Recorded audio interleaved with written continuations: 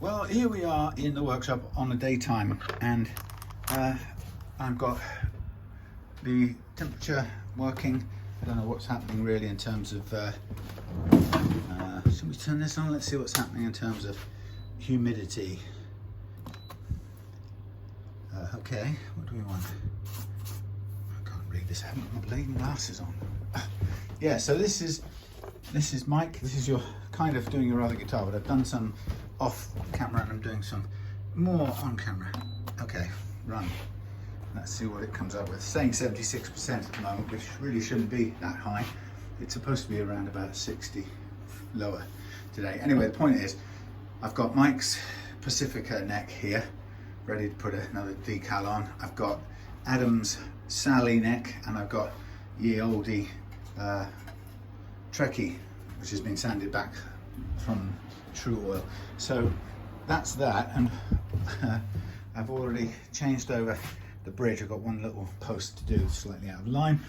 So what I'm going to do is I'm going to get ready to spray, and then I'm going to come back and do a couple of little things. So let me run the air conditioner thing on a little bit. And this is really just what I'm doing right now, is just filling time, marking time until the humidity registers has been lowered down. So what I'm going to do is I'm going to take off this bridge, which I've just put on, and it's the new black bridge, and I'm going to replace it with I'm going to fill and re-drill that one hole, because it's that one hole that's out of line. So there we are. That's a new Wilkinson bridge onto this Pacifica. So we're also going to do some new pickups as well, which is good that I've got the body separate. But once I start spraying, I'm going to have to leave the mask on, which means really I'm just getting pictures. Second one's going to move, isn't it? Yeah, second one. Yeah, so it means that you won't hear me. So I'll probably just run the camera for the sake of grabbing visual materials. It won't make a very good video. So what I'll do is, alongside the spraying, obviously the neck will be busy. What did I say? Number 2. The neck will be busy being in the spray department. Yeah, number 2 is in the wrong place. Yeah, neck will be being sprayed, and so what I'm going to do is do the pickups part of it, and then once the spraying's done, I obviously have to wait till that dries so I can put the neck back on and do the setup. I could have done the setup before, as in now, and then come back to do the spraying later. The problem is I've got good, or theoretically, have good spraying conditions today, not another day. So it makes more sense to do it today that way around, but it probably means then I have to leave the completion of the setup on the Pacifica until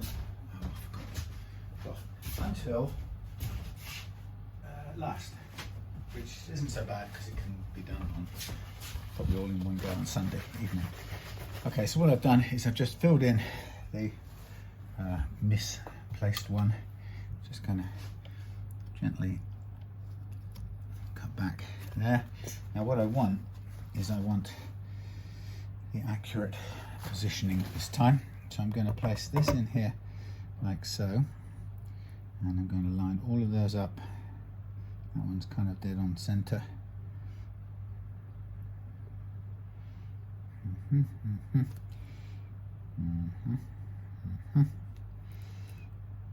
Okay, so I think logic tells me that that ends up being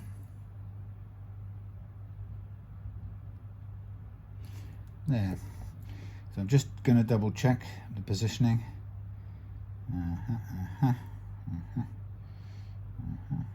Yes, I think that will be good, and then we'll just double check it with a straight line between the centers of these as close as I can get to measuring the center. So that one looks a little bit, see, that's telling me that's right there, but it's not. Center, line through the center, line through the center, come on, line up. That's about right. So we are saying that this is the center mark here.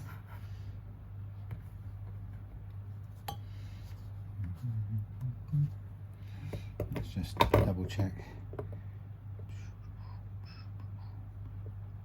Problem with these, if it was a dead center circle, if it was a complete perfect circle, it's easier to line up. But because this thing is something of a off shape, it doesn't quite want to line up as easily. They use ovals. They use ovals to allow you a bit of wiggle room.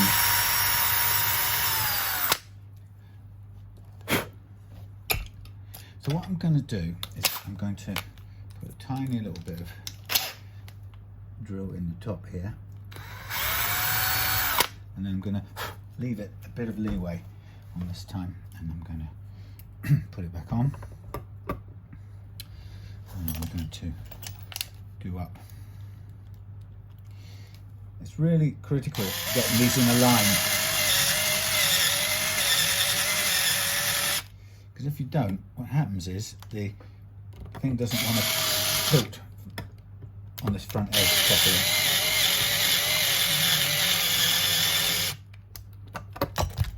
So that's a pretty nice tilt. Then we've got to get these other 3, 4 into place. Where's the other one? Typical. I left one off because I had one to do. 3. Oh, would you believe it? Right, I'll find it. Oh, I left it in this bag, didn't I? Very clever. Anyway, so this is the beginning of the upgrade. So we start with the bridge.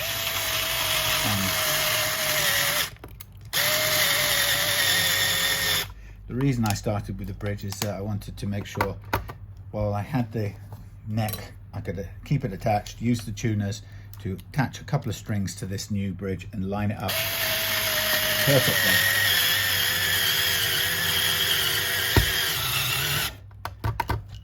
So that's what the aim of that was. This looks good.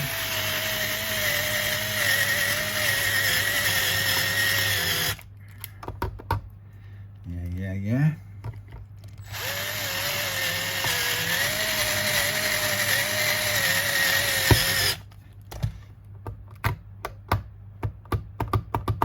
Yeah, good. Right, so that's that. I'm going to just check me hair dryer. Still reckons it's 72. And really wanted to. What time have we got? We've got 14:50. I wanted to start spraying at 3. 14:50. God, I've got to spray at 3 or else I got no chance. Right, so I'm going to need to put on the mask and go and spray. So what am I spraying first? I'm spraying on the necks. I'm spraying clear. Okay, so I need to remember that. Necks is clear, and the body of the Trekki is going to be some colours, some amber first to darken it down. So I suppose I would take you with me, but it's just going to be pictured really, because the sound is going to disappear from this point onwards. So I've got to do some finish, and then I've got to do some decals, which obviously I have to sort of put them on top of freshly sprayed stuff with water, so I've got to give it a little bit of time. So okay, let's go to a wide view. Let's go through my 3 cans of stuff, which is all nice and warm.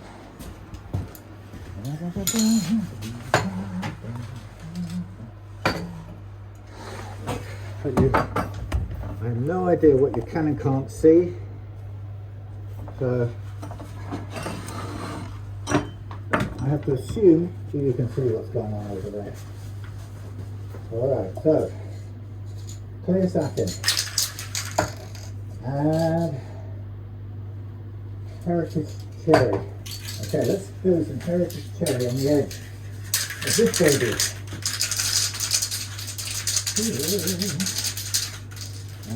Well, bear with me.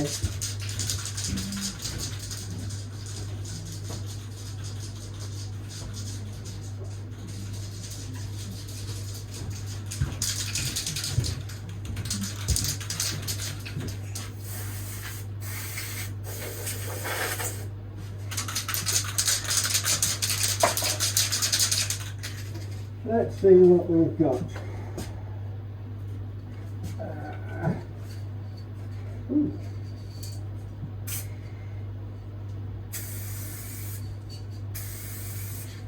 Nice.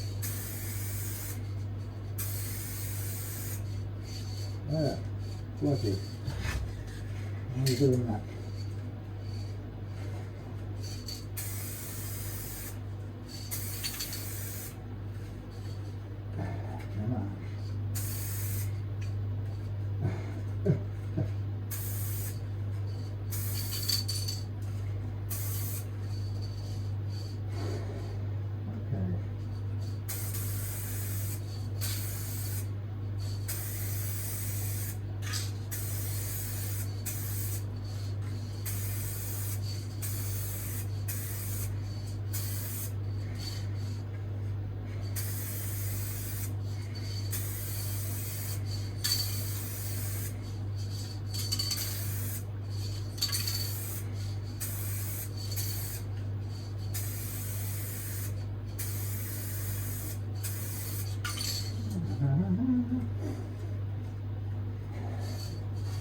A bit spitty.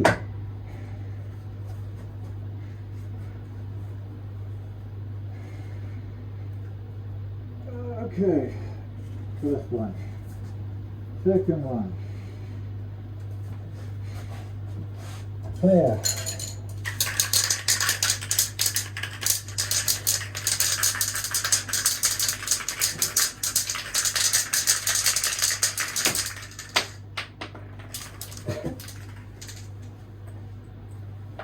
Good going.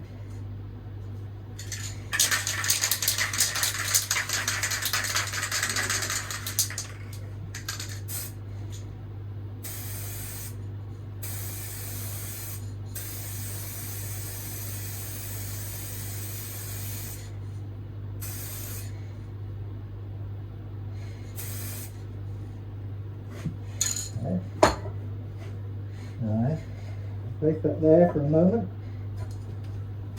This one.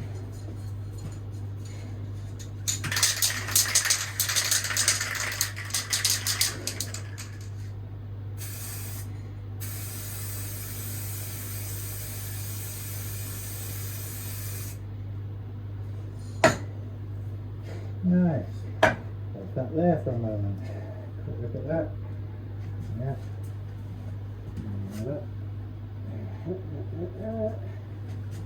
And rest up.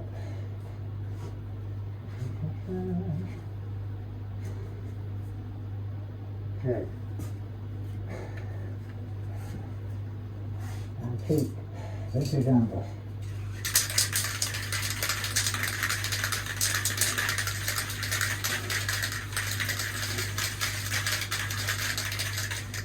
Probably take this off actually. Bear with me.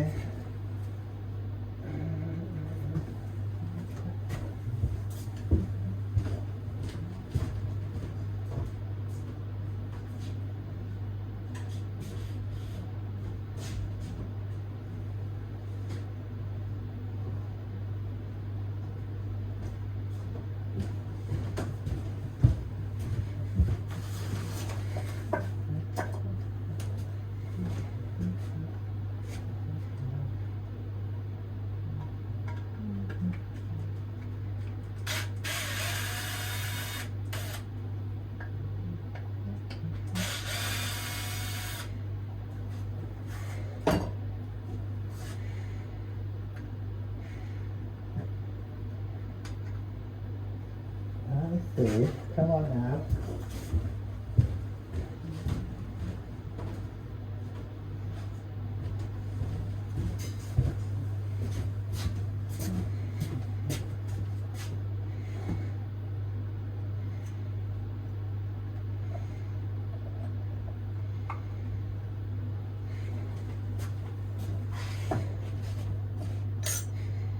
Okay, move these out of the way.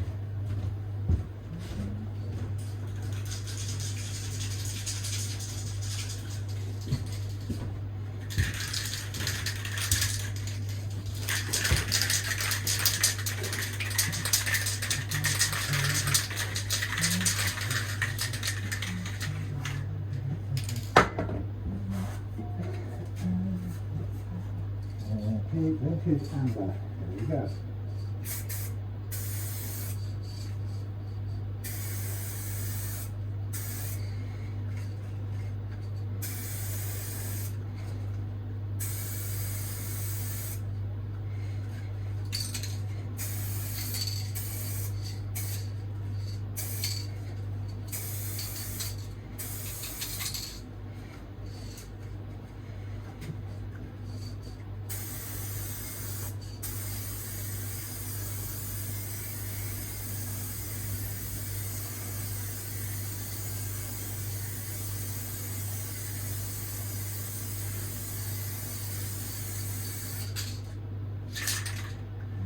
Alright.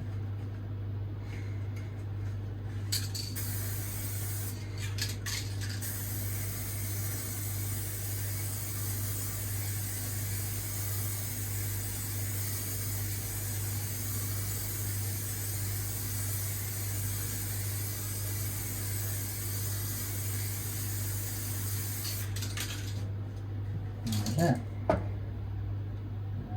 Nice. Little too down, but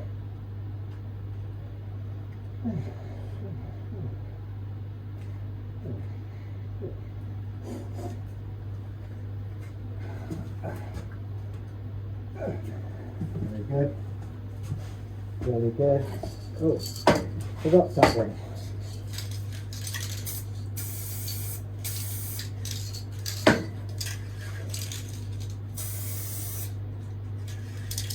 That's it, down back, that's it, down back. Lovely. See you in a minute.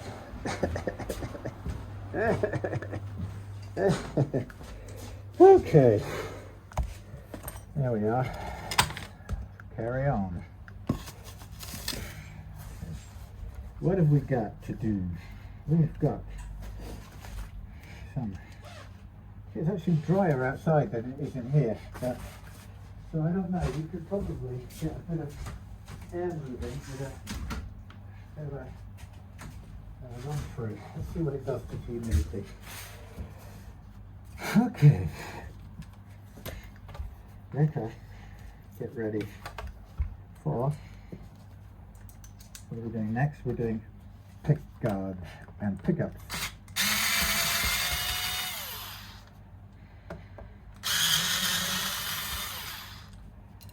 Okay.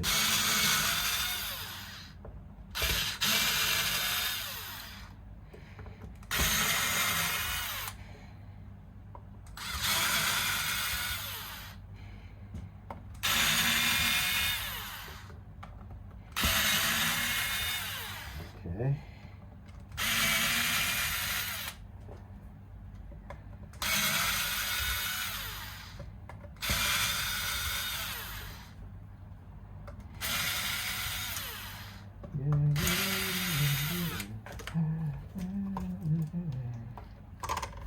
Oh yes, I love this style. Not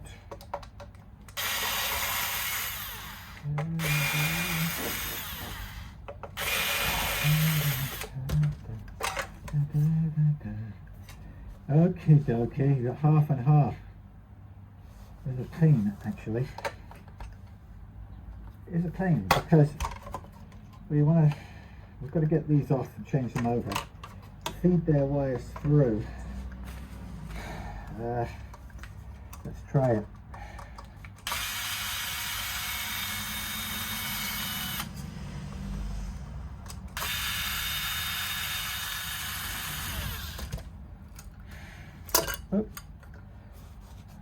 maybe.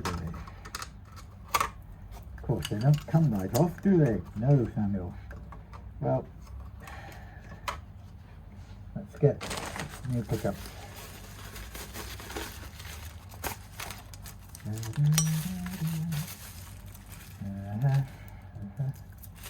Oh, great. Now it's forgotten to tell me which is the neck and which is the middle. Real. Fab. Maybe I'm going to find out courtesy of the spacing. It's helpful. Wilkie. I think the yellow is the middle designated colour, but mind that's 52. This should be neck, then it'd be smaller. Oh, they're all 52, brilliant. So they're the same spacing. Fab. Okay. Bet they're all the same blasted power as well.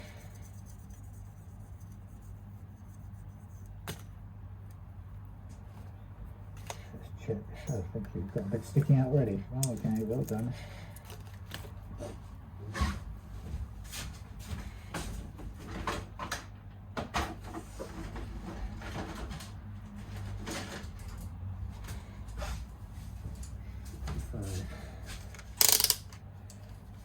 See if we can get any sense out of this at all.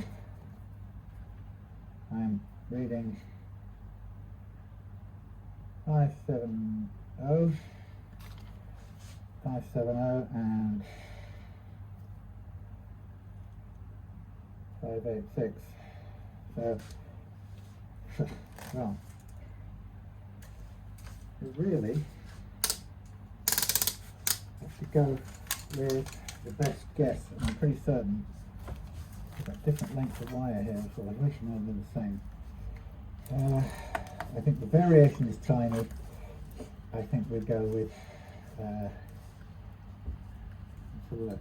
So this is a try something. This is a neck that sticks. The neck sticks. The neck sticks. The middle should repel. Neck sticks to the middle and neck stick. Repel should be middle, it should be neck. Ah, that's weird. Neck and middle stick together. Neck and middle stick together, right? Oh. Neck and neck repel. Neck and middle repel. Middle and neck stick. So that's not cancelling.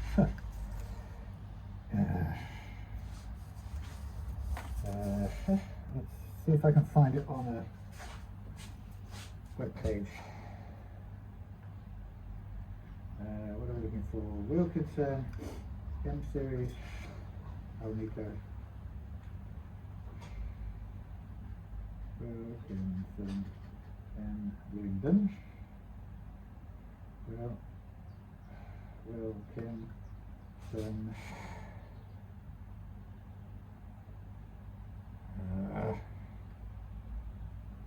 Alnico.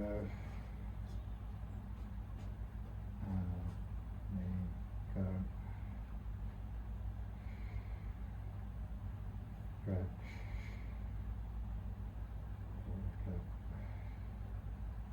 Set and series.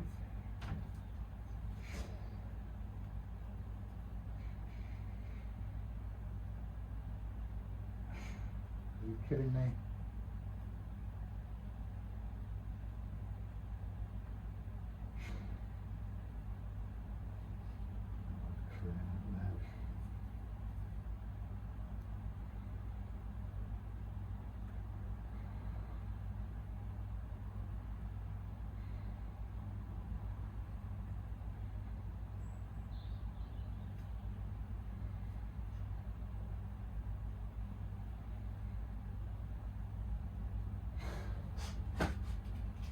Oh, crying out loud.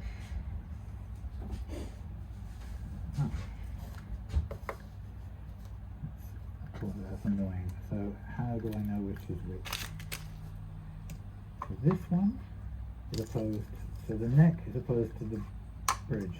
No, the neck is attracted to the bridge here. So that has to say this is the neck.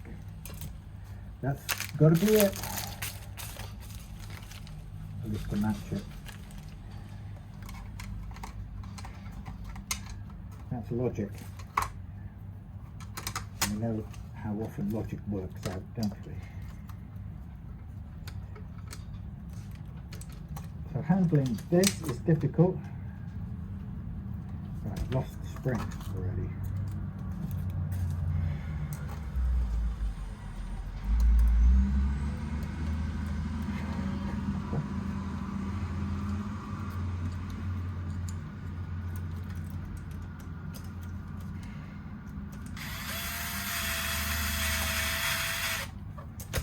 Oh, please, Wilkinson. And say, please fit.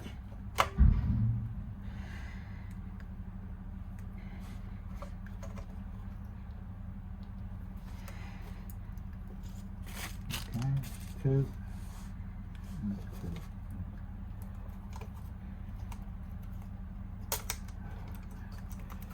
So very difficult to reach what you're doing because we're tied up. So this is a negative for Yamaha, the way they've designed this. Frankly.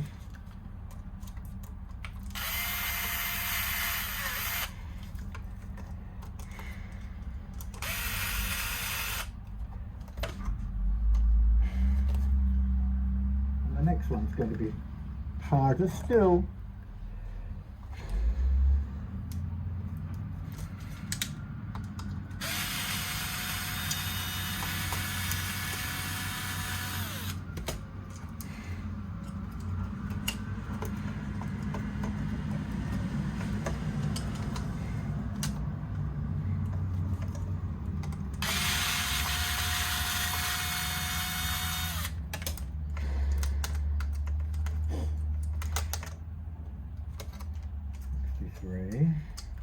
Humidity.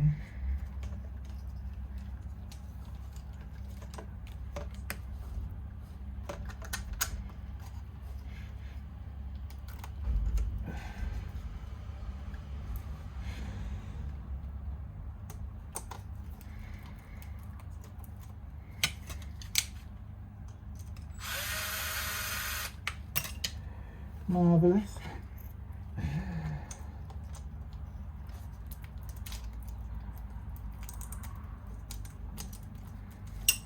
So strap would be much easier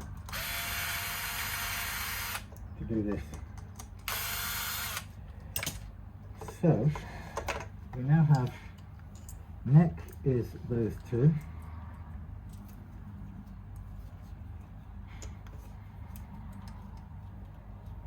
Get them through this hole if possible. Black and white. Actually, you know what I'm going to do?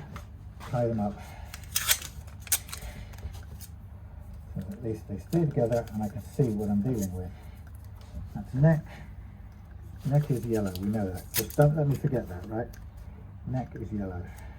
Yeah, neck is yellow. So through the hole, out the side there. Through the hole, out there for a minute.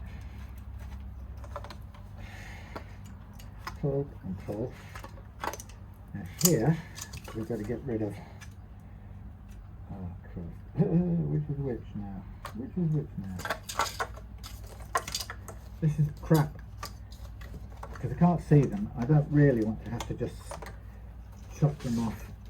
I can do, I will do, when all said and done. Right, I'm going to have to. I can never quite remember which one is the neck and which one is the bridge. At this point, I have no choice because I've got no reach and no view. Thanks to Yamaha's way of doing things. But on this side we've got red. Okay, red. Interesting. Red, white, and white. Where does this one go to? Can't tell, that's the problem. No, that's the ground. So that's one of mine. And that's got this white, and this black.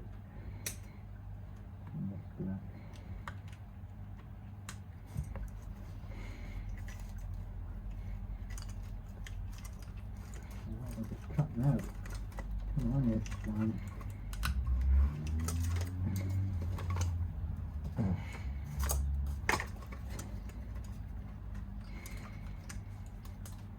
Well, this doesn't tell me anything I need to know really. Where's the other one?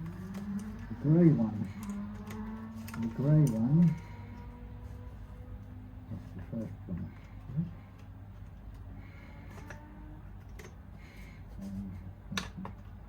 One, two. Okay. One, two. Ah, come on, baby. So that's the bridge humbucker. 1, 2. Oh my god. This is just terrible. It really is terrible. 1, 2 in the grey. Yep.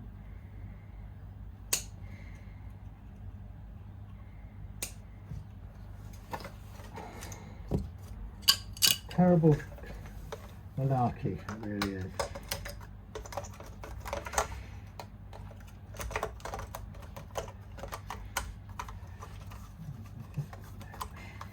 Unnecessary. Little chap. Black and white, yellow and black. Black and white, yellow and black. Through. Let's put a screw back in here and there.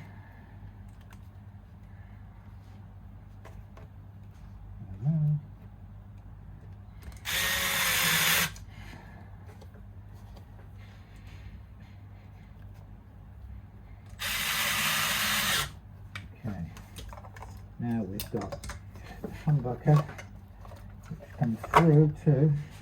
So we've got neck, let's get these in the right place. So on this thing we're going to go 1, 2, 3, 4, 5, 6, 7, 8. So this one here is bridge, this one here must be middle, and here must be neck. Okay, that's right, yeah, neck, yeah. So we know that neck is yellow, that one's red, and this one is also red.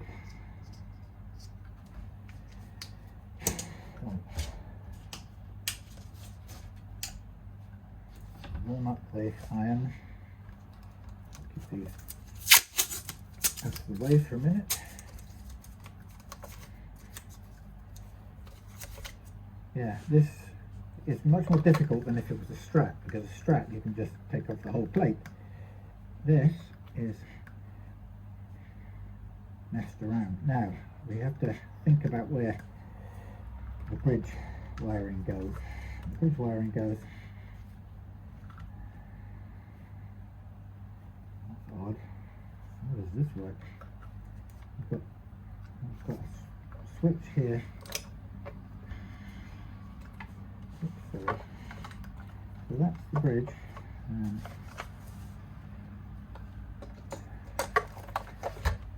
So the bridge wiring comes out here. We've got 2 wires come out there. And we've got one that comes around here, goes across to there. So that's the, oh blimey, that's a grounding thing. Okay, so we've got red, black, ground, ground, bridge. Bridge is red. Bridge is red. And earth is coming off. And this wire here is the strange coil split pair. Cluster, I might call it.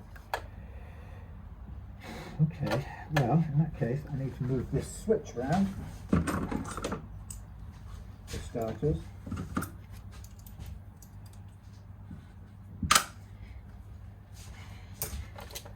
Because it's turned round too far.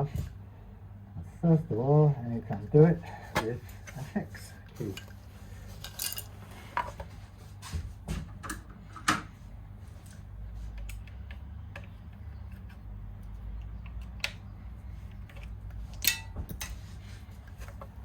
This one, it's coil splitting, but that pickup from Yamaha had only one wire coming out of it instead of the coil split pair, so it's kind of preset.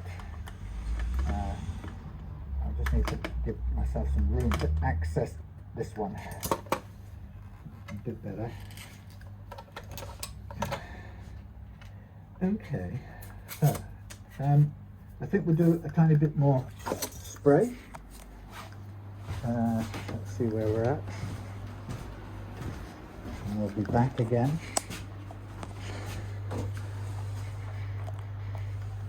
Something like that.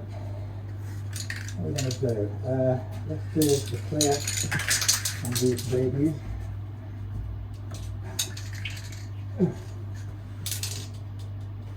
Nice. I think I'll hold off this one a minute. We don't need any more than that a second. Likewise that one.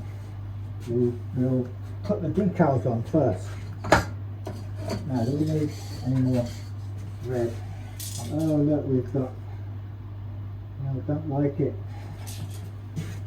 59 now. Okay, well we'll do a light spray, should be alright. Lift out the moisture.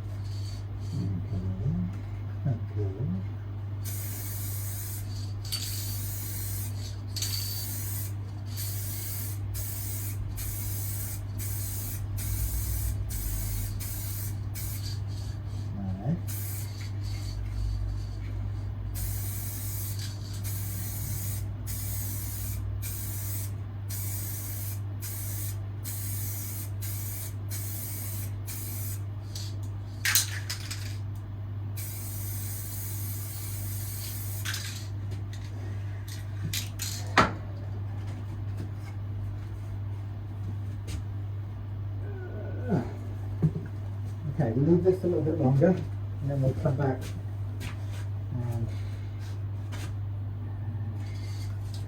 sort that out.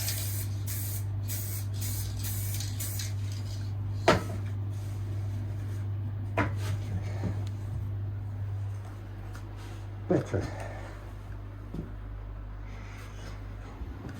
Better. Not perfect, but better. Okay, let's do this wiring and then we can come and do the decals before I run out of time. Oh, Jesus. I'm going to run out of time. It's always the way. This isn't the most important thing, but okay, we said neck is going to be yellow, right? We did. Neck is yellow and we know that neck is down here. Click this off. Come on. I'll do. And we're going to get the neck to a certain size, which will be about there.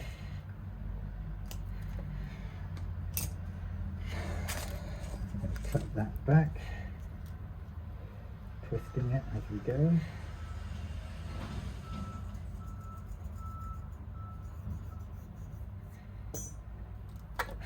Never clean cut. Oh well.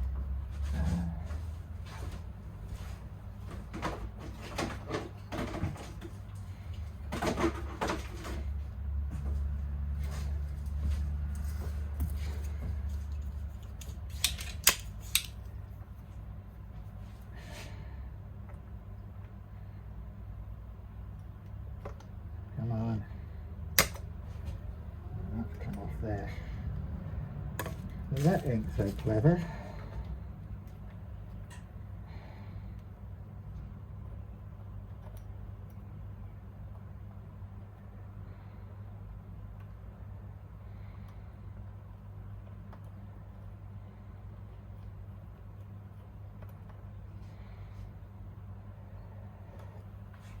These aren't the most beautifully wired up things I've ever seen, I've got to tell you.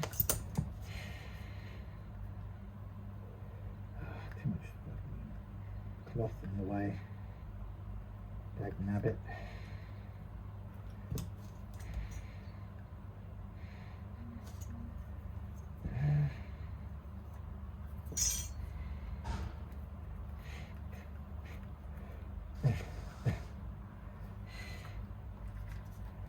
And up.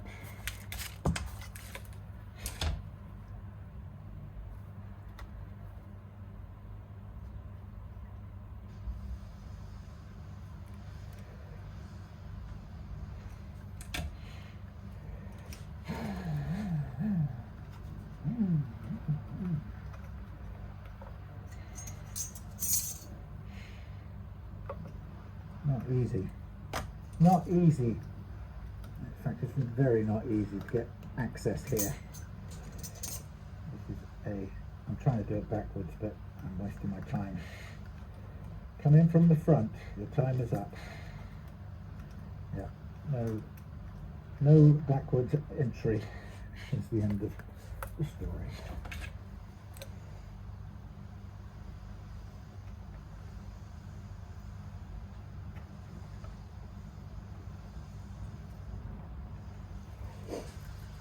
Neck, ground. Here we have white, going to be another hot one, white. Next one,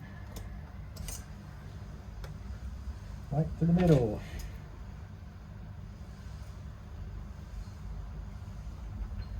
White to the middle.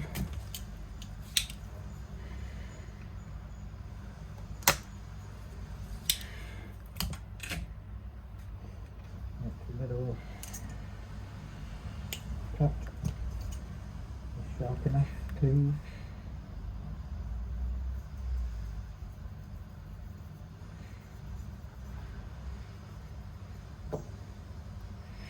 Just about.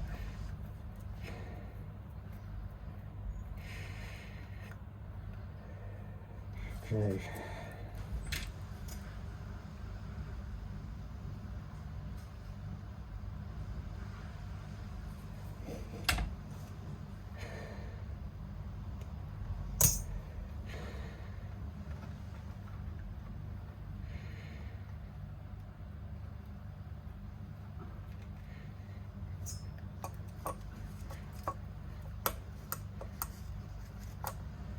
How do we get it to stay where we want it to be? Stay there.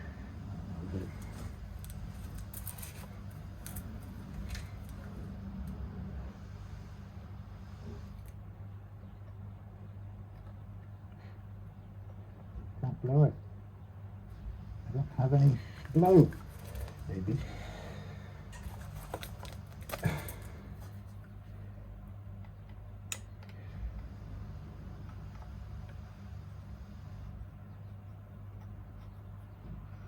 What's going on here? Thank you.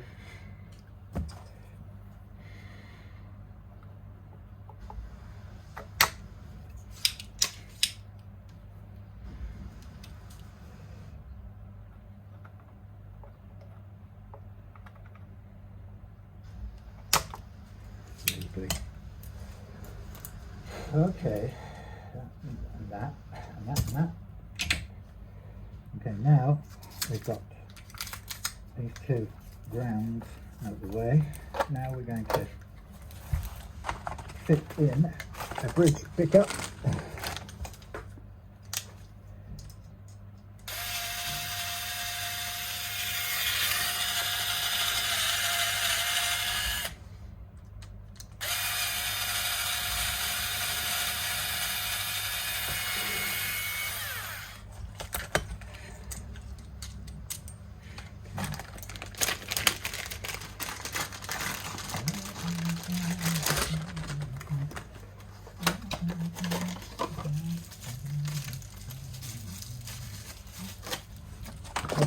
out the way.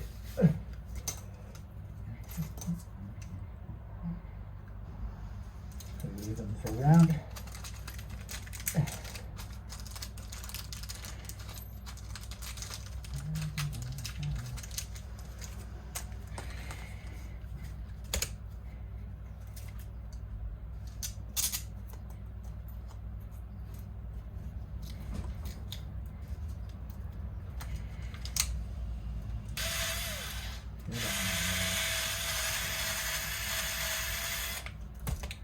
Good.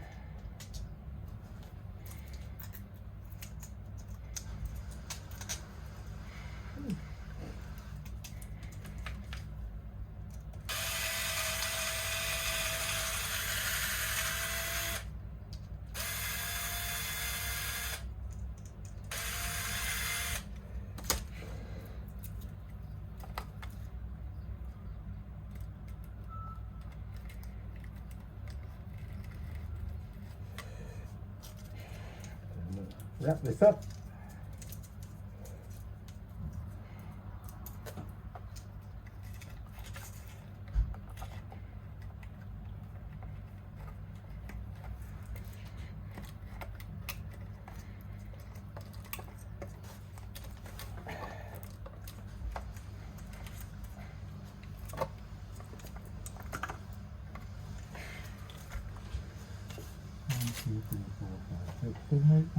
They're all the same, they're all the same.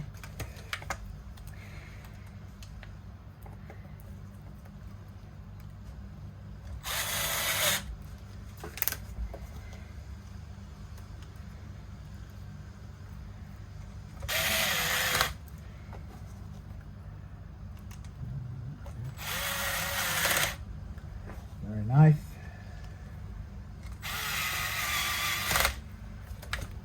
Okay, voila. Aussi, comme ça. Right, let's cut off a couple of dodgy things we don't need.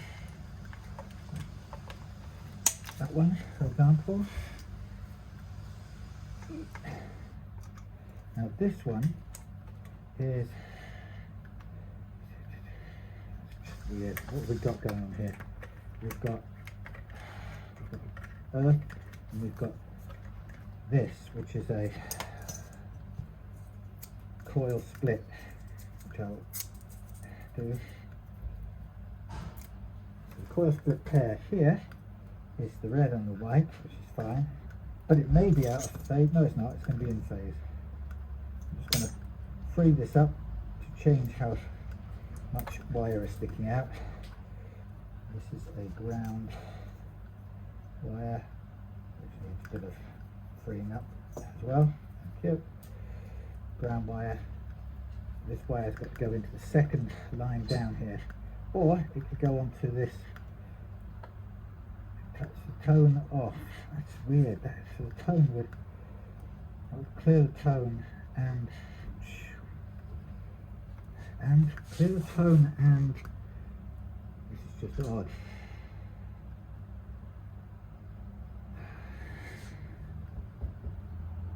Go to there. Oh, so this, yeah, so that goes into there. What's going on? So that into there, and the tone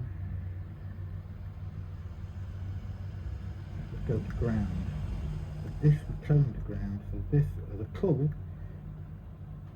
so that's just a link. That's a funny way of doing it. But I've seen worse. So the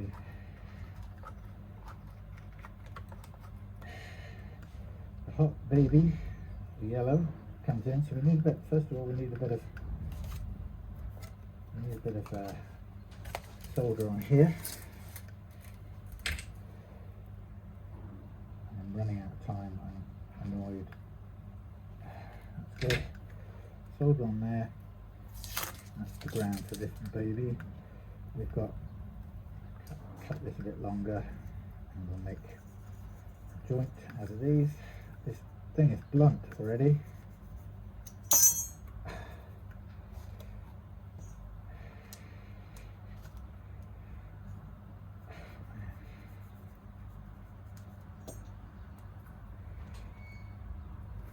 those two together. Get some solder on there. These are going to go to the earth on top of the pot. Come on, come on.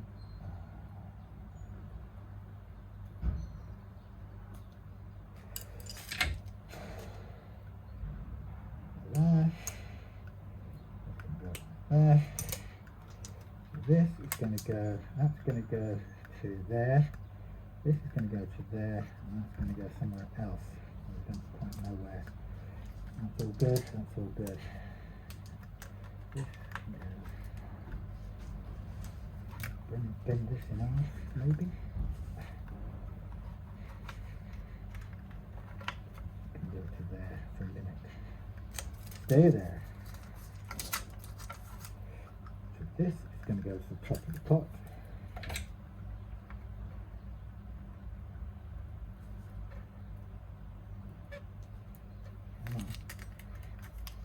Lovely.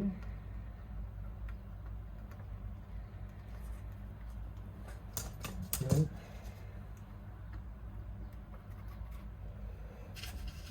Okay, grounded. Now we're going to get a hot fella from here, come under there, you can go out the way too, you can go to there, you can go across the top, hot to the bridge, that's not going to stay. Right, let's put you on here to begin with.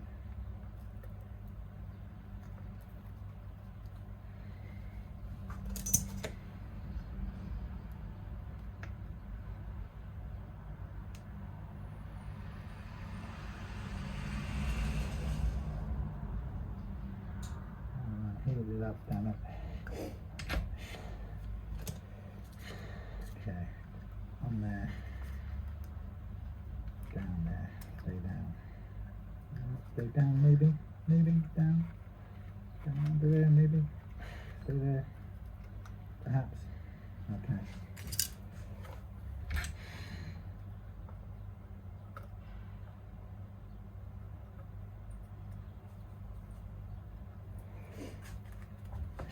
Okay, and this one now is going to go where the other one was. I need a bit of extra on there.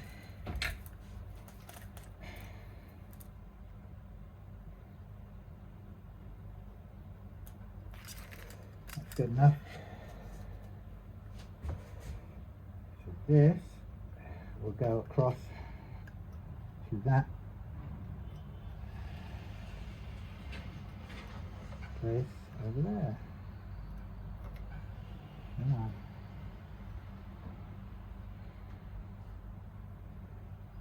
That's separated from that.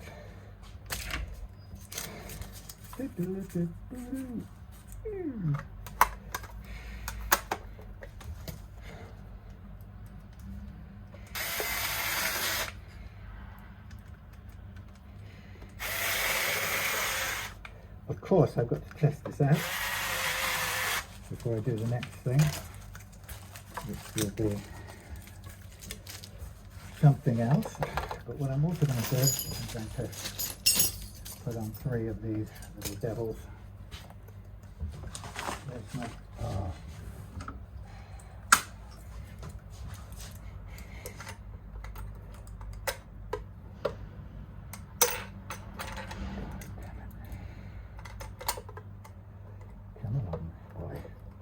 wow, they're tight. I'll just leave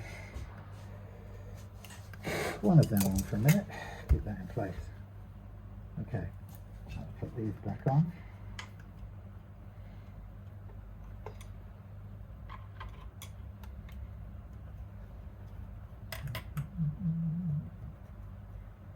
You on.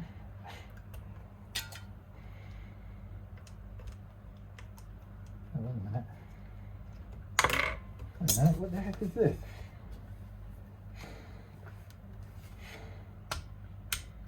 Oh wow. It's not a great switch, is it? I'll have to live with it for now, but a bit crunchy. Serves me right for not trying it. No, oh, it'll do. Okay, we are there. Let's put this out of the way safely. Check the block. Look at the 57. Okay, we're so tight. I'm going to wear. Go on, let's go with you. Oh God. Can't reach. Okay, I've got to do one more spray and then I'm out of here. It's a bit of a kisser, really. It's the best I can do. So we don't get to do the decals. It's no good. Can't do them. Oh, sham.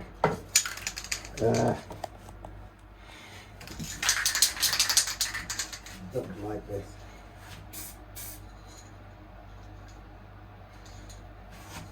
Tish. No word. Tish.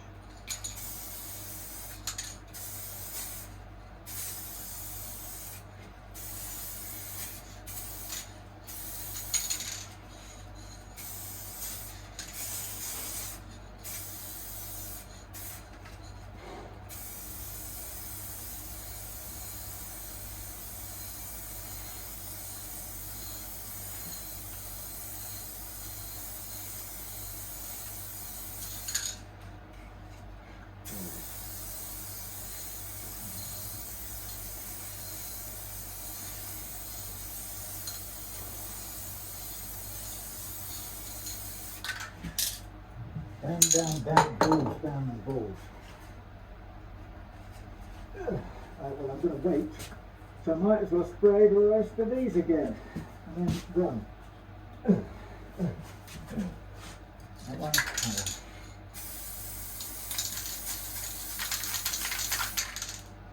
Very nice.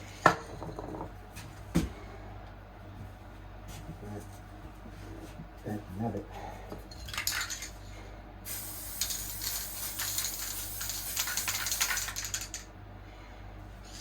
Pretty good. Okay. I'm out of here. Come back again another day. Ooh. Thank you. Thank you. Thank you. Thank you. Thank you. Thank you.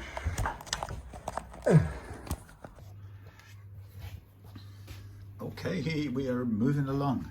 So look, we've got Mike's Pacifica, which has become a Aristocat with its nice black things. Oh, we've got to replace the nut, and we have the new pickups in, new bridge, and everything's looking good. Oh, we've got to find a black tip for the switch. But most importantly, we have to find, we've got, okay, the one for Mike's telly is no good because it was the wrong size. What, where and why, where has gone, sorry, oops, where has gone the nut for this one? I ordered one, Mike Pacifica, lovely. 1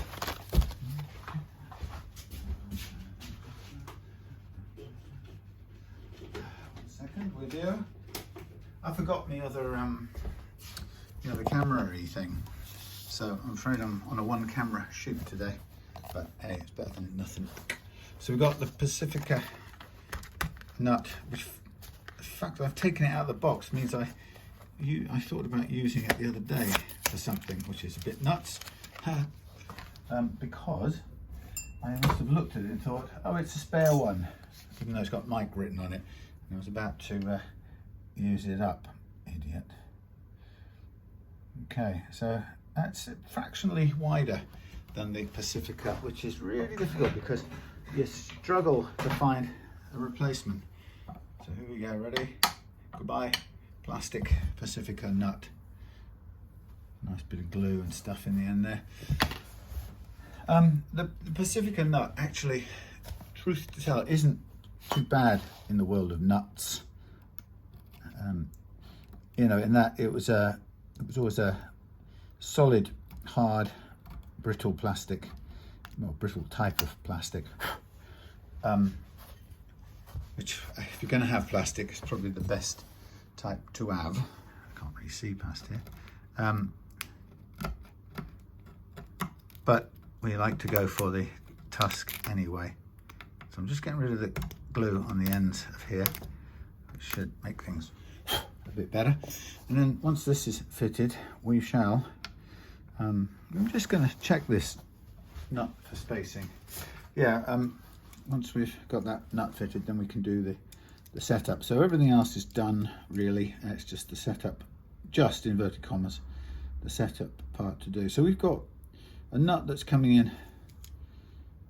What? This one's registering at 33.3 or something. I mean, it's pretty difficult to get totally precise. 33.5, let's call it. And this one, although it's listed as Pacifica, it's 34.6. So it's about a millimeter over on all the strings. So I'm just going to have a look and see if we've got anything else here that happens to accidentally fit the bill on spacing. Otherwise we'll go with this one, but it's, so here we've got 34.8, which is going to be about exactly the same as this one. Yeah, it is. So that, let's put that back. Keep all these for spares. Some of them are good, straight up reusable things. I think that's, let me just check, but I think that's it in terms of black nuts. Black nuts. Oh, wait a minute. 36, 34. Actually, this is probably the better spacing. So this is probably why it's going to go back in the bag. Right hand spare. Yeah, it is the perfect fit. It's not the right. I'm going to write on here. Take this home. I'm going to write, because I've got the listing for all the different kinds of nuts that I frequently use. So I'm going to write 34.6. I'm going to write Pacifica note. Update list, because this is a slightly different shape, but it's actually the perfect spacing. Yeah, lovely, and it happens to fit perfectly on there as well. The only downside is it may be fractionally short, but it is a far better fit. So we'll keep this one for another use, and I'm going to take the words Pacifica off here because we know it doesn't really work with the Pacifica as well as I'd really like. There's no, if you can avoid it, you don't want to be changing the E to E spacing if you can in any way avoid it, because it's a thing that will feel different. So that goes, it goes back in the pack. Hold on. Yeah, you don't want to change the spacing. Is one of the biggest contributors to the feel. So if I need to raise this one up slightly, then that's not so much of a problem, because I can lift it up on a chin or a boot, a foot, something afoot. So how do we check? Well, let's just have a look with this.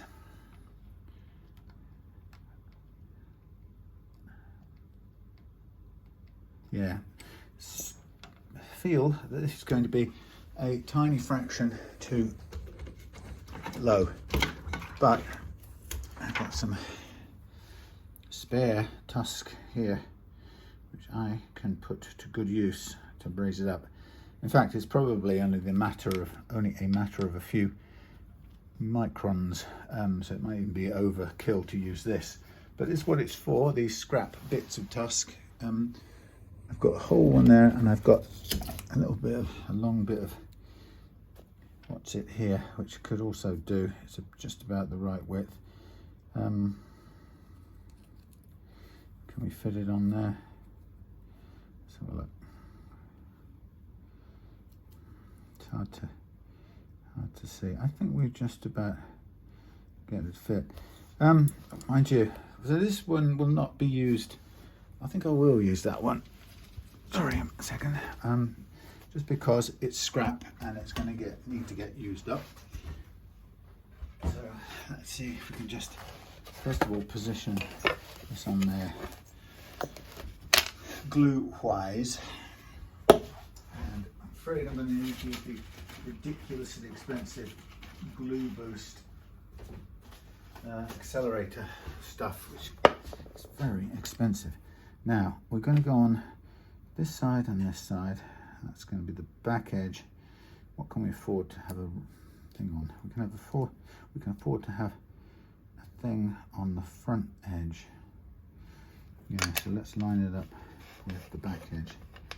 Back edge. Oh bloody hell! The problem with super glue is that you, as soon as you buy it, you never use it all in one go, unless you buy the little tiny packs, and then you end up having to use something extremely heavy duty to open the thing because it's busy sort of fixing itself, locking itself shut basically. So what we're going to do is we're going to get a biggish, what did I say, front edge.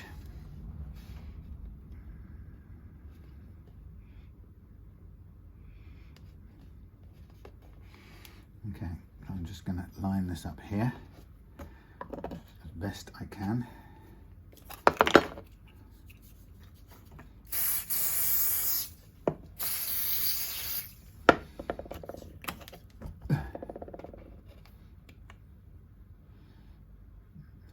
nice and flush. I'm just going to put that in the clamp. Okay.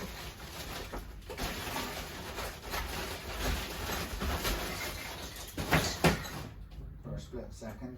Actually, I'm not sure that's going to do any good. No, it probably won't actually, because it's a curved shape. So let's forget that. Let's do this back up temporarily. Let's put this away. Hang that up. Oh, it's not going to work. Bear with me. Sorry. Can't go on there. This can go in the bin.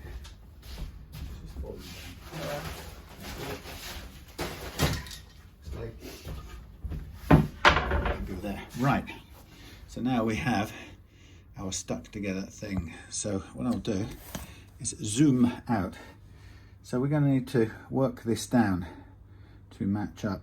That should be all nice and glued. So this is going to be the back edge, which we'll see. The front edge we won't see. It's pretty much, I think, just about flush. If we just scrape this glue back a little bit.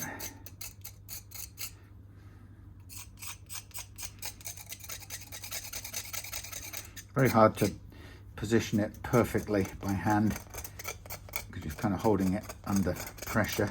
Dum, dum, dum, dum, dum, dum, sort of thing.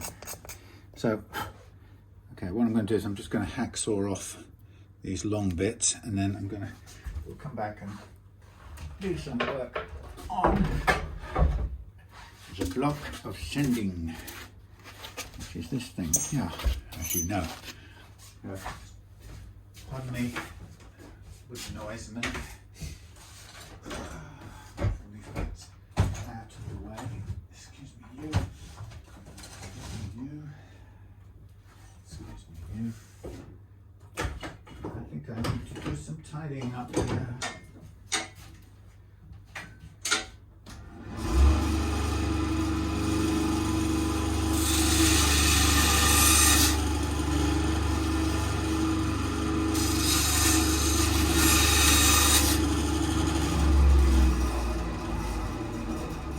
Okay, so I've got myself the cut back piece. Now first of all I'm going to start at an angle on the front edge just to bring the sticking out bit flush. But really the amount of extra height we're going to need off this little fixed boot is going to be minuscule, but that's okay. We can afford to cut it down. Sand it down to where we need it. better to start with more than with less, if you get what I mean. So you get down flush. I'm starting to now rub the surface of the front edge of the nut. So what I want to do is just bring that flush and smooth. So I've got it mostly there, like so. We're nearly on there, and now I'm just going to do it with a thingy stuff, whatever it's called, finer grit. I really need to replace this, but I will get around to it. So I'm just sort of feeling my way to a nice smooth finish here.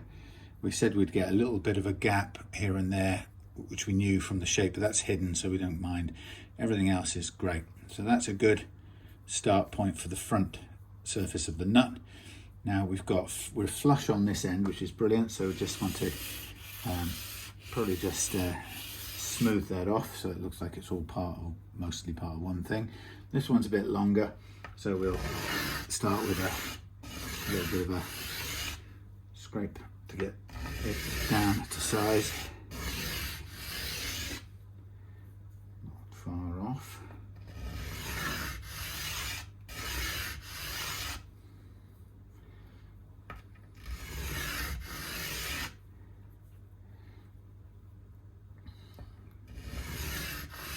So just get this nice and smooth, and the secret of all of this is always slow, because you'll get there in the end if you go slow. So now I'll have 3 sides done pretty much.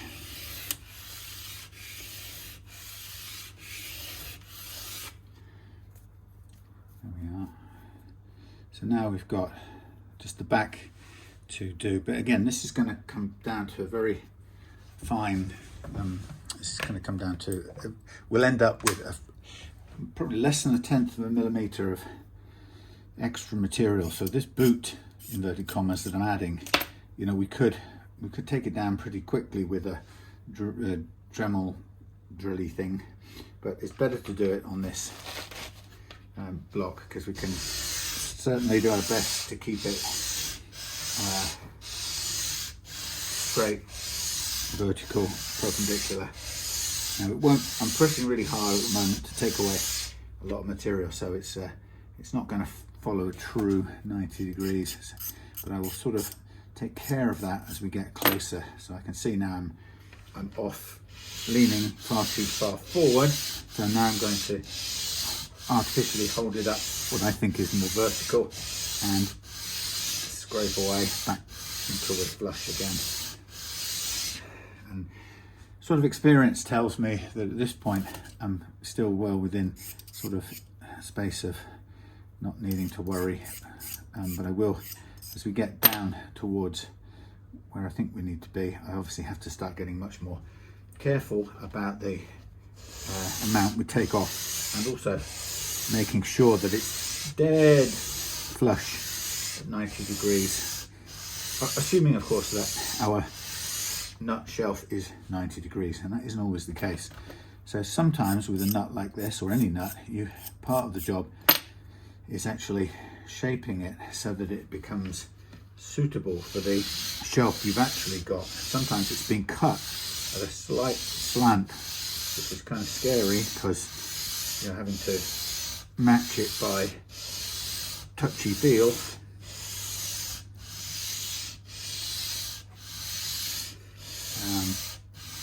And that takes a bit of sort of experience and confidence to do. I'm not saying that I'm going to even get this right. There's a chance that I will mess this up even as we speak. There's always that chance. That's what doing this live is all about. Right, so I'm down quite a lot on the bass side, so I'm going to need to do a bit of pushing on the treble side, I think. Otherwise I'm going to end up being far too slopey on that side. I'm continuing to sound what I think is nice and flat, but I'm now concentrating on the treble side, and we'll sort of join up both sides in a minute. Okay. Okay, don't worry about this fluffy bit sticking off the end. So we're getting close to where we want to be. A bit more off the treble side, I think. It all feels good.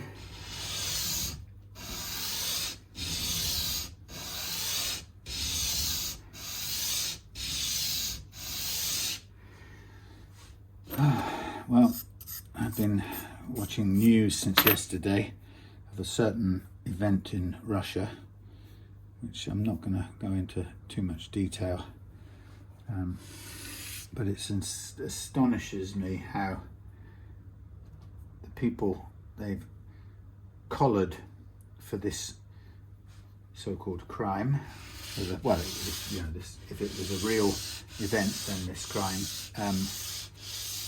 the people they collared were basically about as small village, or you know,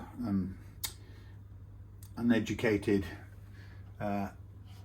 small town as you could almost possibly imagine. You know, just impossible to think that somebody like that would have the ability to organise anything. But of course, it's if it wasn't organised by the people they've apprehended, and it was perhaps put together by, by a more a party with interests in stoking up something or other, passions, to allow wider mobilisation or some such thing, then not very bright people who will do anything for money are perfect. Anyway, so it's just astonishing to watch how that develops. Tragic, really, generally speaking. But, you know, and every time I see these things occurring, I find myself thinking how puny and meaningless on paper it is, and I'm going up to do something with a guitar, and you know, God, it just seems insubstantial by comparison. Okay, so now I've got a lift now that I wanted, and I just go and check here, and we've got a little gap here, which is what we wanted.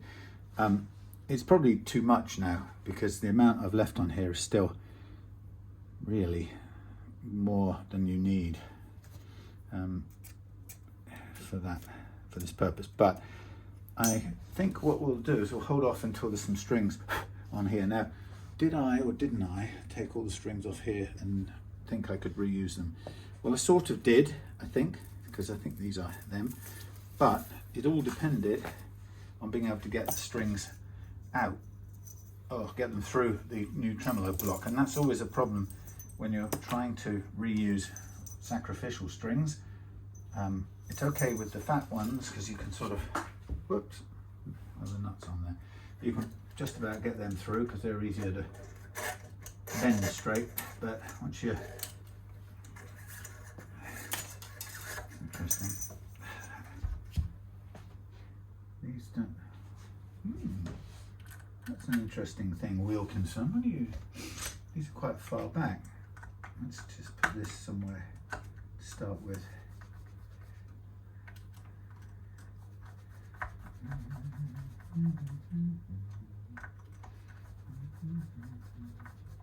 Yeah, anyway, so we're going to try and get all these strings through, but we may struggle a bit with the thinner strings. So for the leveling, I might have to do something else. It's a shame to waste a whole packet of new strings to do this leveling or precision leveling thing. So, okay, that feels, yeah, about right. Let's put these on here. Now these are, wow, that's a stiff one. These are easy lock tuners, but I never really used them for such. I prefer to just, what's the word, put them on the normal way, which is to put them on and then pull them back at a fret's worth. In this case it's a bit too much because we don't have a lot of spare string at the moment, so I'll just keep that to a feasible minimum. So what I'm going to try and do is, let's get this, sorry, I'm working around the camera. So what I'm trying to do is just get these strings on. My other screwdriver is charging at the moment. So I'm just going to put that on loosely for a second, because if I don't and I tighten out too much, the chances are the nut will come flying off. So now I want to get the next string out backwards or forwards if it's untangled. See, the problem is you get them into a bird's nest if you're not careful. So we'll get the first ones on.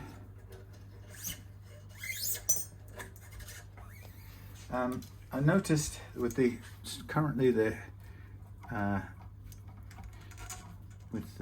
way the springs in the back are set, the way the claw screws are set at the moment, the springs are sticking up quite high.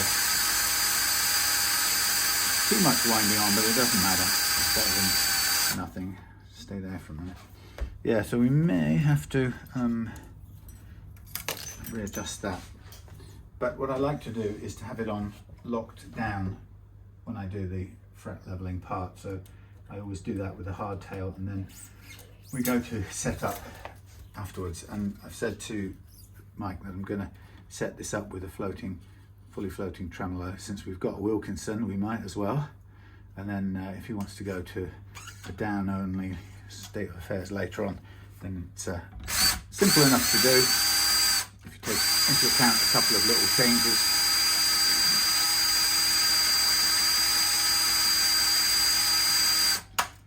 Okay, you get on there. You get on there is what I said. Okay, so what I'm going to just try and do at the moment is get the strings back on so we can gauge how much more, if any, has to come off the nut, so that we either get a good first fret action from the outset, or with the minimum of fret slot filing work, because I like to try and avoid that if possible, but it isn't always possible. Sometimes you can get it, sometimes you can't, and then you have to do it with fret work. Sorry, the slot work. Okay. So these are 19:1 ratio Wilkinson tuners.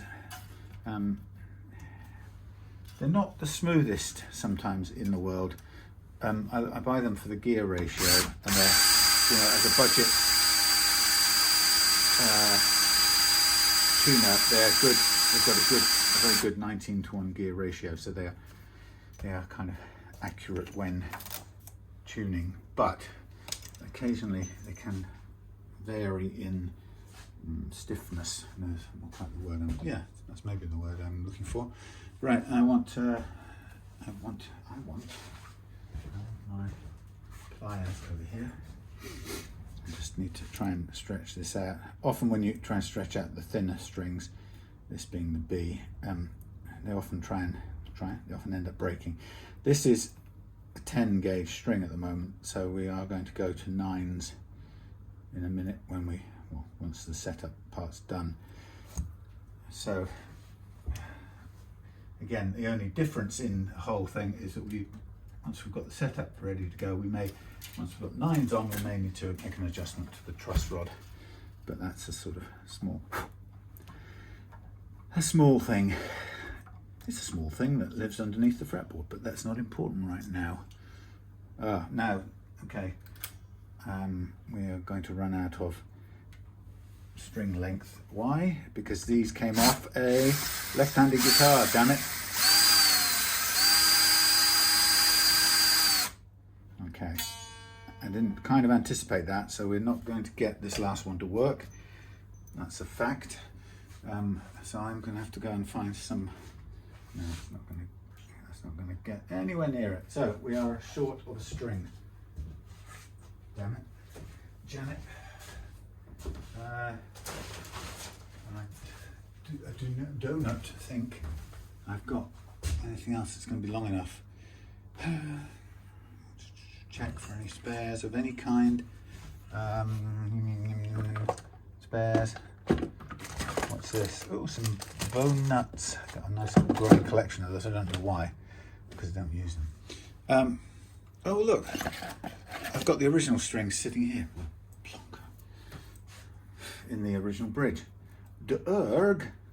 Right, since we now have used a completely different set, I'm now free to find. Oh man, brilliant, absolutely brilliant. Just what we need, a complete and utter spangled bird's nest. Hellfire. See this? That's gone completely wrong when I could least afford it. So what am I going to try and do? I'm going to try and cut these 4 off to give me some chance of getting those untangled and out of the way. So I'm cutting them free like a bird's nest. You are out of the way, don't need you. Next thickest one, you, my dear friend, you are also going to be out of the way. So I'm going to cut my way down through this Gordian knot. Anyone remember what the Gordian knot was? Through the Gordian knot until I reach the final E string. And when I get to the final E string, that's when I go the cut way instead of the impossible other way. Stupid boy, Pike. Let's try the G. Jeebers, creepers. No, this one doesn't want to come out at all. I thought I cut these. Right, well, I didn't cut that one, did I? Yeah. Yeah, the Gordian knot. I learned about that in books. Remember books? Yes. Right, this doesn't want to come out. This wants to come out. That's separate. Now we've got 2, only 2 tangled together. How much simpler this is going to be, eh? You knows it. Right, I'm going to try and get these untangled. Let's start with the one that I least can see the end of. See the end of. Victor see the end of. Yeah, Gordian knot was a legend. Was it from Alexandria? You know, Alexander the Great. Didn't he?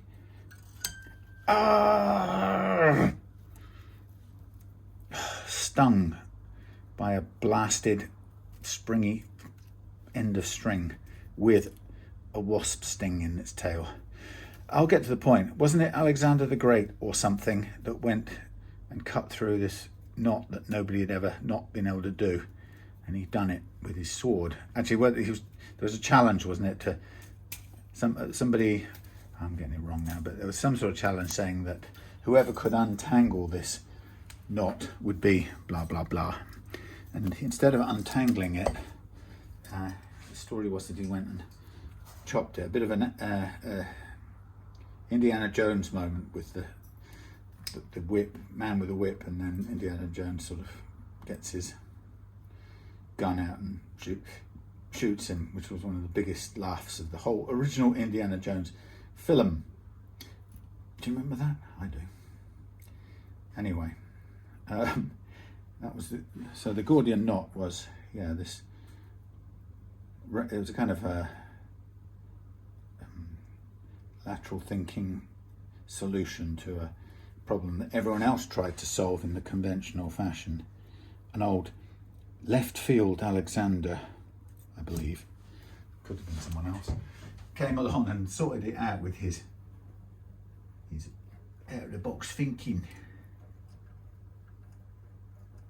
So he would have done great on a modern day apprentice. I mean, a golden Hellenic age apprentice. Where did he come from? Macedonia. Oh, damn this thing. Oh, I got it through, finally. Macedonia, wasn't he? Philip of Macedon, wasn't that his father? Somebody help me. I'm struggling with my history book. Come on. Yeah.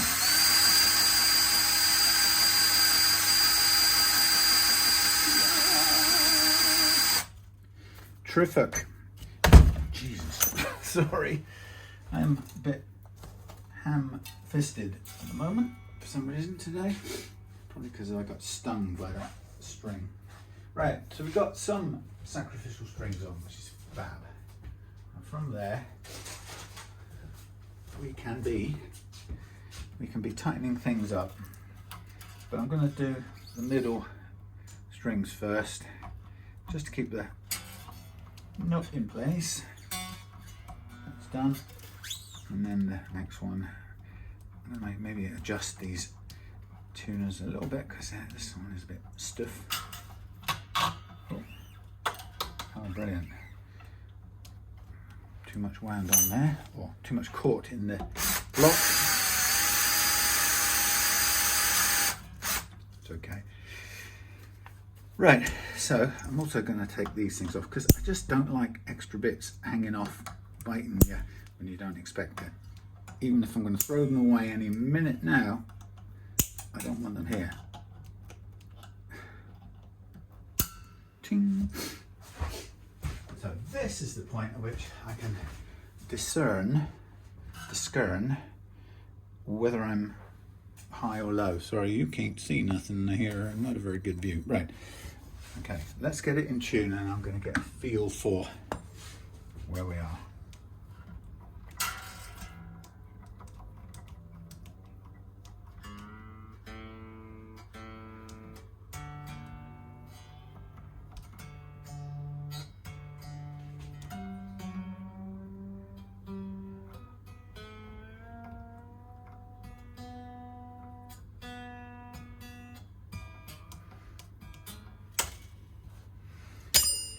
Balalaikas. Okay, that got trapped down in the wrong place too. Never mind. So it didn't break, it just pulled through. I could have done without that happening, but it's not at the end of the world. What it means is I could have cut off a chunk of that curly stuff at the end of there and still had enough to wind on, because that came off this in the first place, I believe. Now this is catching hold of the plastic on the pickup, so I need to just drop those down a bit so we don't have them in the way for the time being. Sort of do that a bit to all of them. They've got covers on which I don't want to take off just yet because they'll come off probably anyway when I do the fret polishing.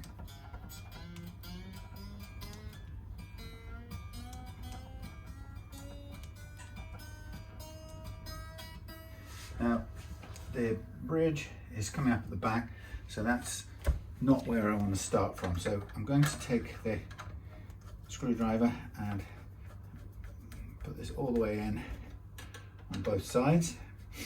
I'm going to make it effectively hard-tailed for the purpose of doing the setup. And you'll see a bit later on how far out the screws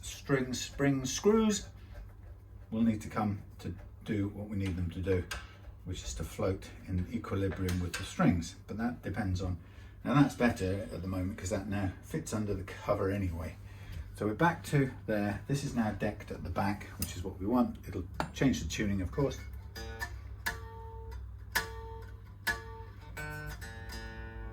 A little bit.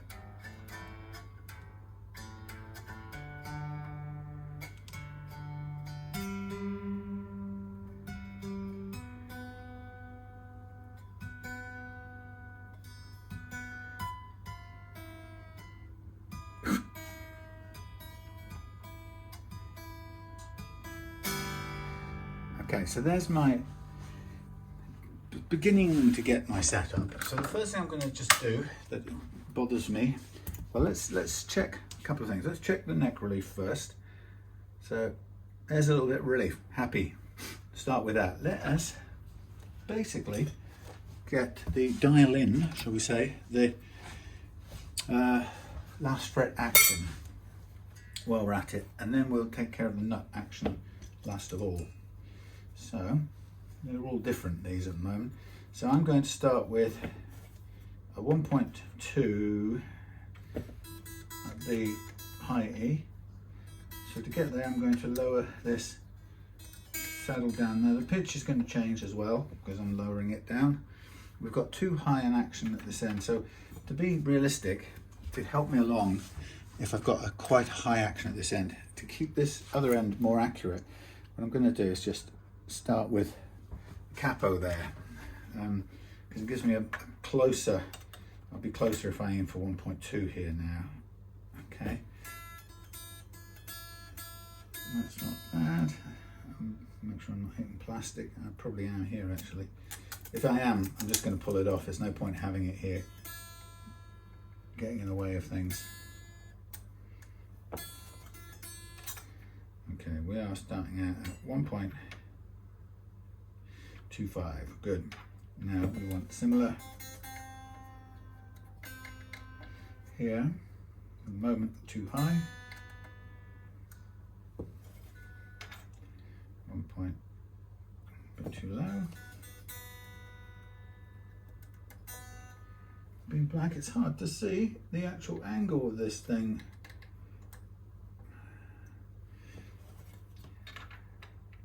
Okay, a little bit higher on the G.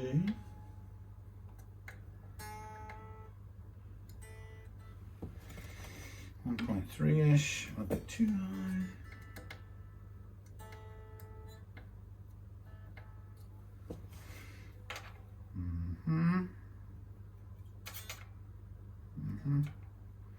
Too high, too high. Okay, we'll get almost there, and then we will do, so this is 1 point, yeah, that's good. This is fractionally too high, but not too far off.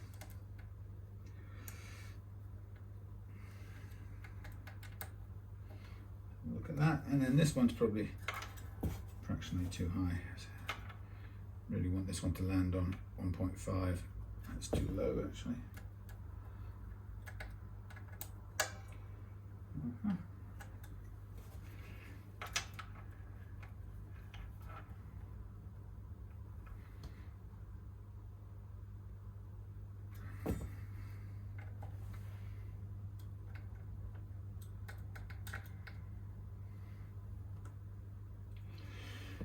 Okay, I'm going to go with that for a minute. Now we're going to get back up to tune.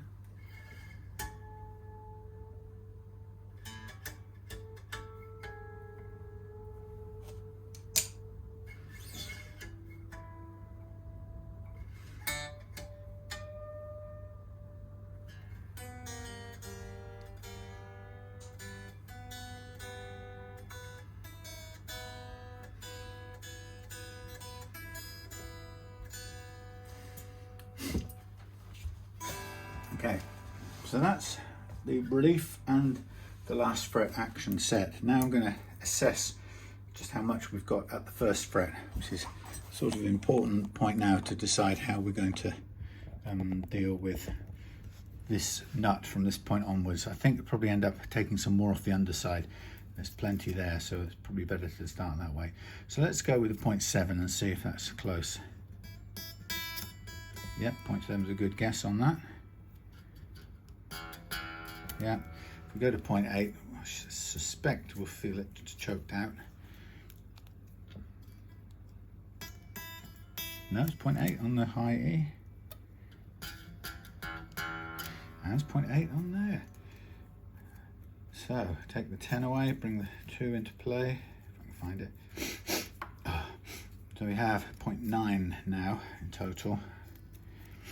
0.9. I feel like that's gonna be it. So 0.8, okay? I think it's good to call it 0.8 on both sides. So 0.8, and that's the total lift, and that means minus 0.5 for our target action. So it's 0.5 mil we can afford to, we need to lose. Any more than 0.5 mil, and we're below our thing. So it's a very risky, precise thing, but we have some things in our favor. So the way I do it is this. If I zoom out, oops. The way I do it is this. I draw out my nut like so in a spare piece of space, and I go in the low E slot, let's call it, and the high E slot. I extrude a measurement with my micrometer-y thing. Now obviously with the strings all tightened up, I can't get the thing out, so I'm going to have to slack them off. Let's do it with this. I slack the strings off so I can get the nut out. And when I get the nut out,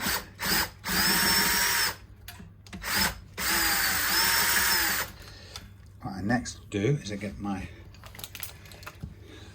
looking through the camera at this point in time, so I get my measuring thing and I go at the low E with my thing in the thing. What's the height there? 752. So we go 752 on the bass side, and then we go what's at the point of the high E. Now I can't get the thing into the slot there because it's too fine, but I can still rest it on the slot so I locate the same place every time. So I go, that measurement is 7.8. So we know we're going to take 0.5 off there, so that's going to go down to 7.3. That's my target, and this one's going to go down to 702, which is as good as 7. Right, so that's what I'm looking for as the end result, and I know I've got 0.5 millimeter to take off. So if we now stay zoomed out quite far, get back over here,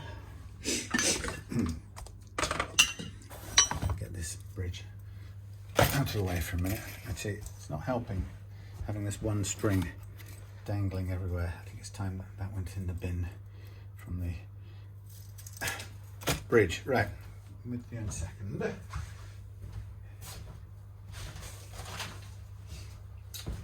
Okay, so we've got 0.5 mil, but we can't gauge 0.5 mil by just eyeballing it, so we need to track our progress with the measuring thing.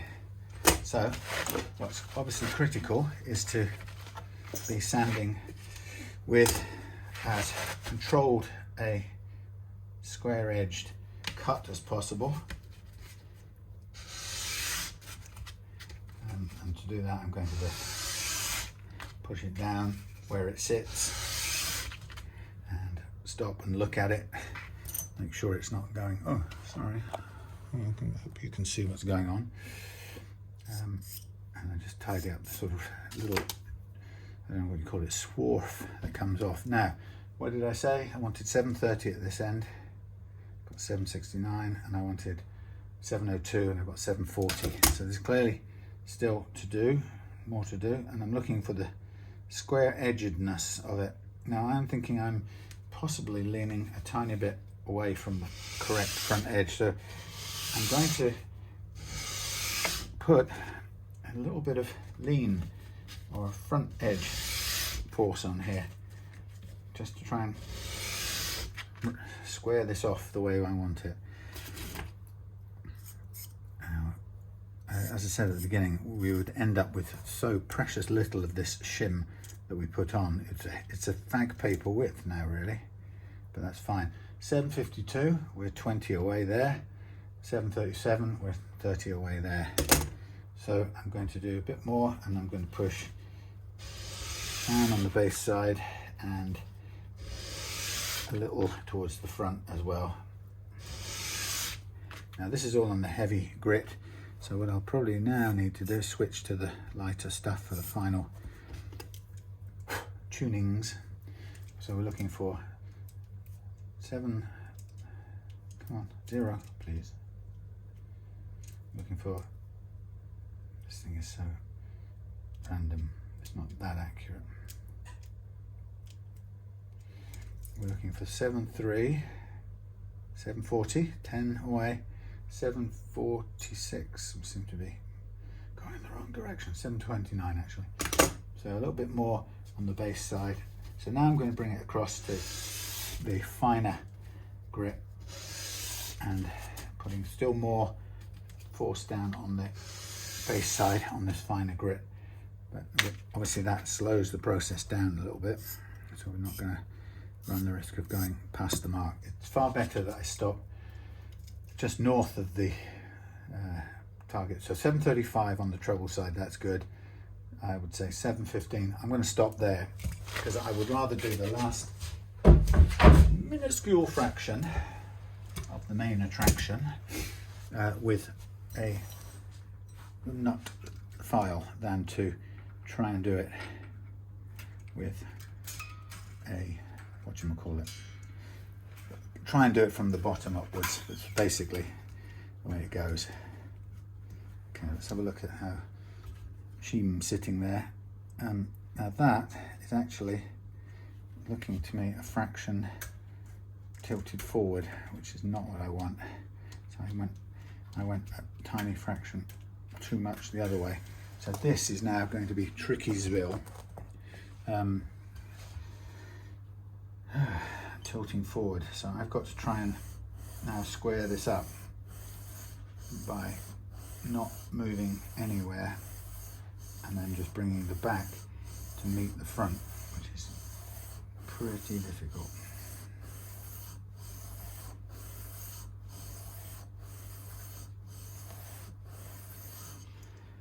And I have to be able to feel this. That's not going to be, we're not quite there yet, we're sort of halfway along. Let's keep it going.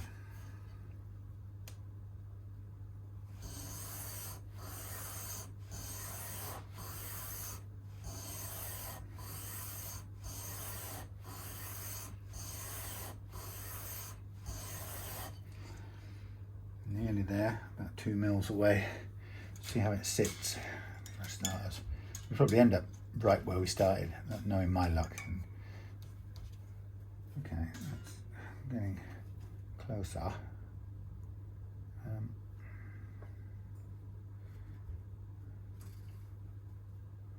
That's not far off. See how it's doing on the other side.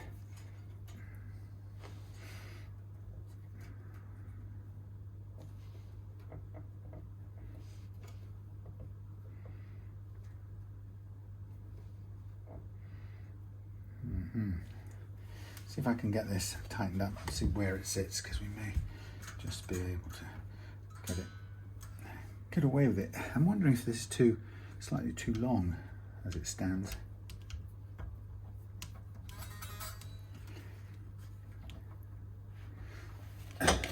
Sorry about this. Patience.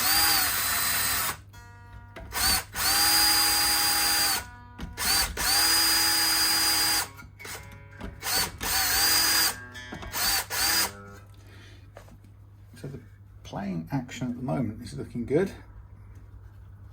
We've got a tiny bit of leeway left, and I would suspect, right, we're actually, what we are is we're a little bit past the mark front to back, so I think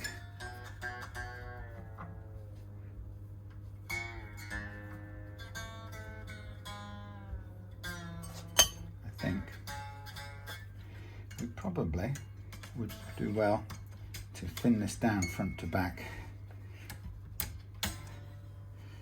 which means going back to the heavy duty stuff.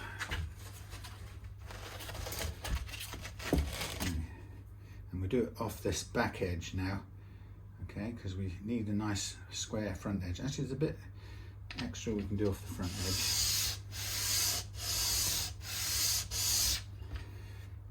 There's our front edge squared off nicely. Fine tune it. Okay, jolly good. Now we'll take some off the back edge.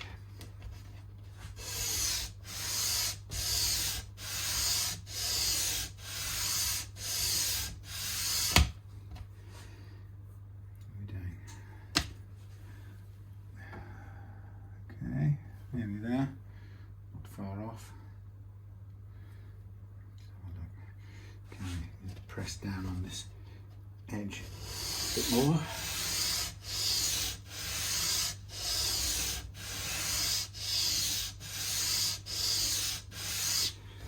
very difficult to work blocks of tusk down to their perfect shapes.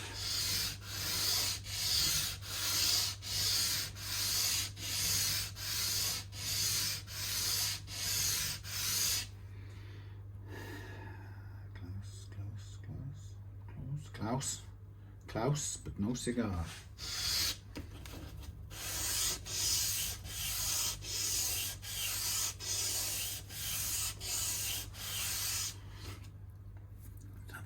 Let's have a feel. Okay, that's a bit hard to see. That's okay. Tall and thin. Okay.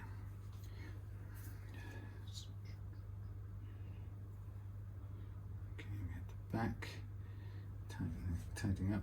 Is that loose? Ooh, that's loose. Let's put a tiny bit of glue in there.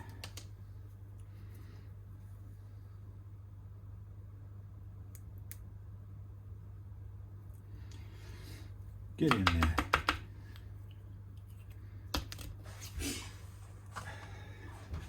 Sec. So fiddle and fiddle and fiddle is the result of not getting the not getting a nut that is a perfect match in the first place. But there's nothing much you can do about that. You can be scanning the Tusk catalogue from now until the end of eternity. And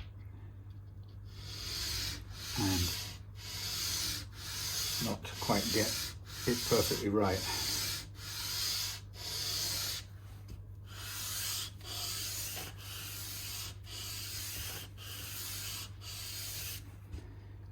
Okay,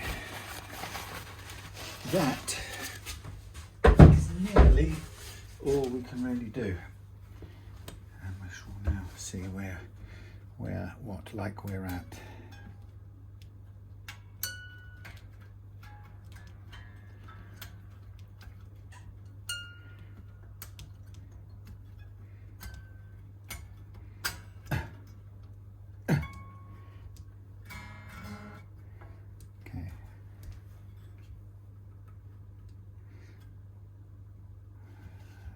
Funny, it so doesn't want to sit straight. Okay, I'm going to need to select this again.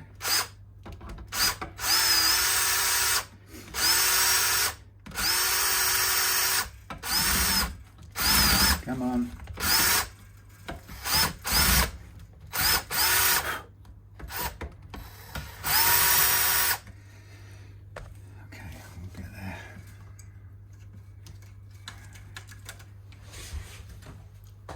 Thank you. Springing it off sideways. Okay. It's very difficult to see what you're darn well doing. So that looks great from here, but it doesn't want to sit like that when the thing's there. Why not?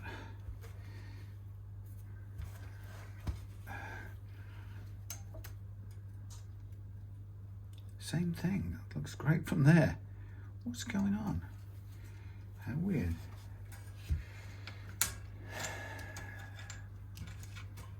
Everything there looks nice and smooth. I'm going to do this very quickly, but very briefly. I don't want to do hardly any of that. I don't want to lower the thing none. That should be, that really should be nice and fitted. It looks great.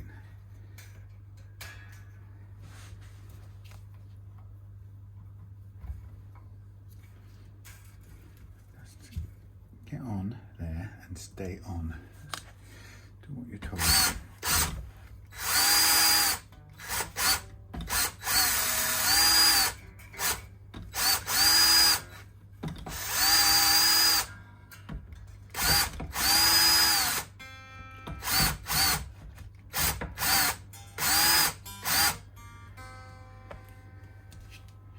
Okay, well that sits in much better than it appeared to look before.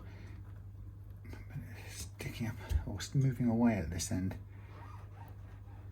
I'm wondering why that is.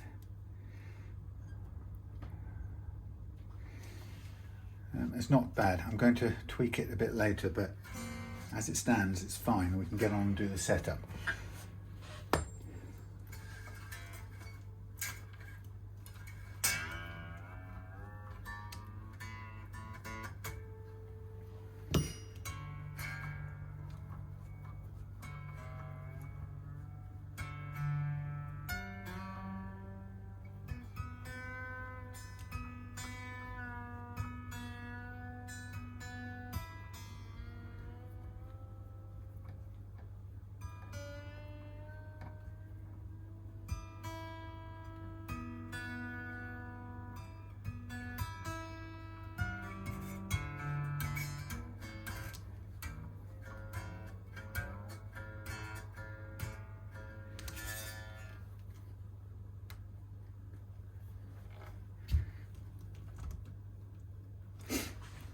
Is that even, is the edge of that thing straight? Anyway, so we're almost on the correct playing action, and I'll tweak that after I've done the leveling. So, am I really going to tweak that after I've done the leveling? Let's just have a feel. We are. Now, I think I better do it now. Let's get the files out. Come along. We are, because I'm going to need to slack this off to mark up the frets. I forgot that bit. So the thing is here. So for the first, the G and upwards. And it's going to go sideways, that's the problem. It's always the way. Still. G.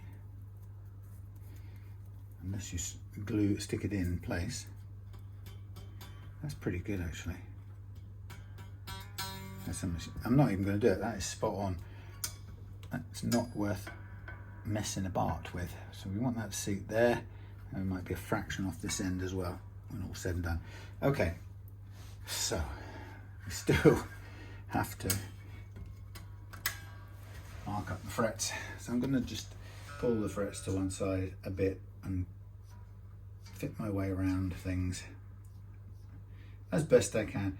Okay, sorry, that's just fiddling. So some people might say, why do you spend so much time on the nut?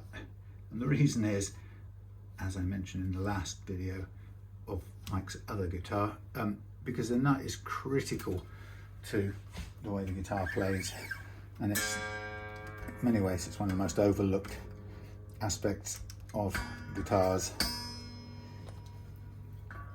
And so if you want your guitar to play in tune and stay in tune, you've absolutely got to take care of the nut. And that means two things really: making sure it's a good friction-free material, but also making sure that the slots are cut in such a way that the strings move freely through the slots, and thank you for that. And that you have the first fret action at the correct low height, and that if the first fret action isn't at the correct height, what you get is when you play notes down here, if the action is anything above about 0.5, your notes fretted by the nut will go sharp or play sharp, and so I aim for 0.3, but it can be as low as 0.1 if you're imagining how what the actual clearance is on a capo, for example. It's tiny.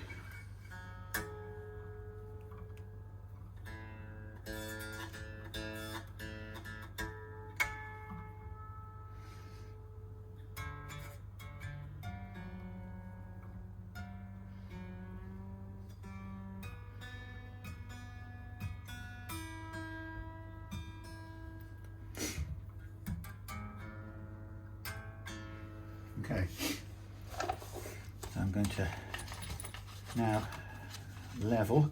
So when you come to do your leveling, we check three things. Relief we've set, last fret action, first fret action are set.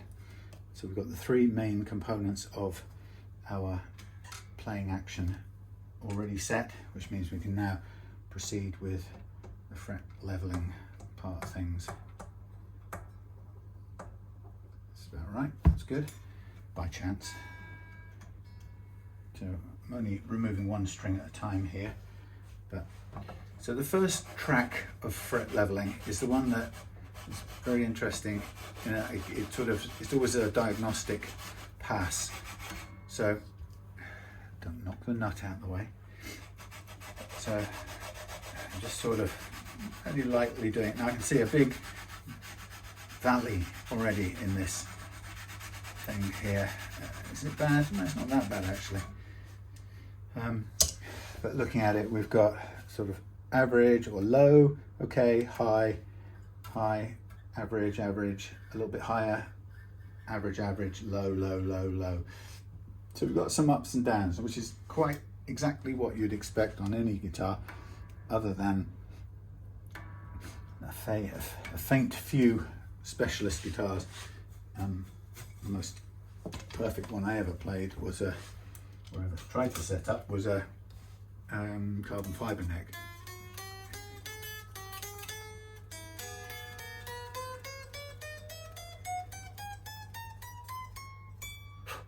It's very low action we've got set here. So that's looking and feeling good. I'm going to do a tiny fraction more just to be sure. And I'm just going to sort of focus a tiny bit more on this bottom end so that I can, if there's any chance that in doing this leveling, I can just ease off the wear grooves from the cowboy chords as they are snottily called, perfectly good open chords, they should be called. But on a guitar like this, which has a little bit of wear, stop it, but very little, then you can take care of that in the process of leveling the frets. I said in the previous video, I tend not to, if it's just a cosmetic matter, I'm reluctant to swap fret metal for those grooves, because on their own they're quite gentle and they don't, almost rarely cause problems in playing. They have to be quite extreme to interfere with play. And Brian May would know all about that, because his Red Special, at the time of the publication of his book about it, he was adamant that it had never been refretted, but you could see all of the frets were deeply grooved, man. But the grooving is soft and quite gentle, delicate, gentle.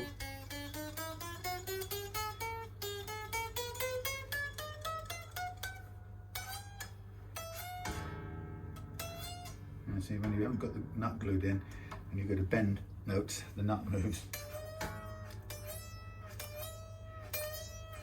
So you can hear we're zinging as we go across into the G track, which is to be expected, and frankly with the nut moving it doesn't help, but it's not playing any part in that zinging sound. The zinging sound is because the action is very low and the slight unevenness in the G track is causing it to, the E string, as we bend it up towards the G, into the G track, it's basically, the E string is running out of clearance, and so it's zinging as it gets there.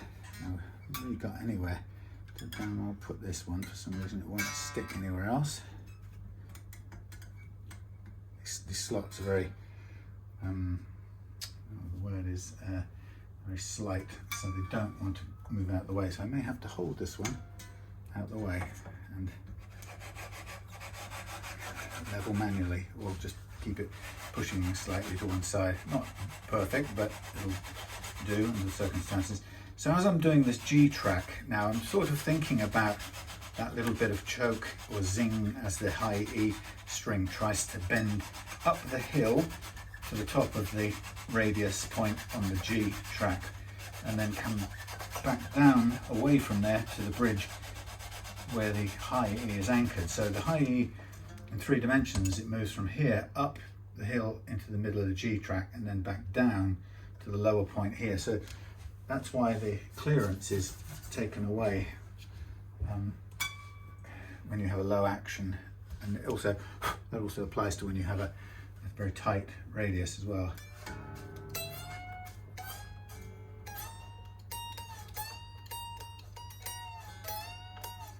Almost cleared, and it's pretty good just being over fussy here right now. Actually, let's leave that one there, just like that. So I'm just going to do a little bit more at this top end, really. Some people may notice that at this point I sometimes turn around the banana leveling beam and wonder why, and it's just in case there's any difference in the curvature from one side of the beam to another. I just like to sort of take it into account. So turning it around will map whatever in something. I don't know what word I'm looking for. Anyway, difference between the two. It'll kind of impose it on the other side. I know what I'm talking about. I'm losing the ability to speak. Right, so I'm now moving on to the D track, and the D track is feeling like, no, it's about right actually. I was thinking it needed a little tiny adjustment. Sometimes the relief changes very slightly as we come across the radius. Not much, but it's not unusual that it does. So now when we're into the thicker strings, if you remember from Mike's Telecaster, I said that the thicker strings is where the string tends to move more. It gets the, if you like, the brunt of a lot of strumming, so it moves more by default because of the construction of the makeup of the string, and it's looser, so it spins further in its response to being plucked. And the interesting thing is, I've discovered over the years, and it seems to be the case, that when dealing with what I call fret slap, which is slightly different from fret buzz. Fret slap is when a wound string kind of tends to hit a series, or when it's spinning, it collides with the hills on a neck. Very good. And so if you've got a series of hills and valleys, the wound string tends to clip those hills. This is what I've found, and it's sort of the only way to fix it. The simple way to fix it is to raise your strings higher so that your action increases, and then you've basically given the string back enough room to rotate as much as it needs to. And you can't really, it's just physics. If you hit the string harder, it will spin more, and it will spin more with the same amount of strength than a similarly hit tighter thin string. So there's nothing we can do about that. One way of stopping it getting fret slap or having fret slap is to hit it lighter, but that may not be your style. So if you don't want to change your playing style, and why should you, then like I said, the quickest way to fix the fret slap is to raise the action up a tiny amount, and it is only a tiny amount. But what I've discovered is that using this banana tool to tame the tops of these hills within this overall topography seems to really work without having to raise the action any further. And so it's the point of the part of the fret leveling that I found is surprisingly effective. And you might think, well, it looks like you're just doing what you did on all the other strings, and it's true because it's the same process, but the only difference is, you could argue that it doesn't make any difference, and I wouldn't argue back with you. The only difference is that as I'm doing it now on the wound strings, I'm thinking of, first of all, I'm thinking of fret slap, like this. And I'm thinking about when I'm putting the banana tool onto this fingerboard here, I'm thinking about letting this shape impose itself onto the the hills, the peaks of these frets over here on this overall undulating shape. So really what I want to do is really handle it more lighter at this point, because I want this curvature to sort of map on top. So I tend to do more repetition, much lighter at this point. So I've kind of changed how I was thinking about it from the first half, where I was thinking more about probably in individual high or low frets. It's just something I've picked up over the years.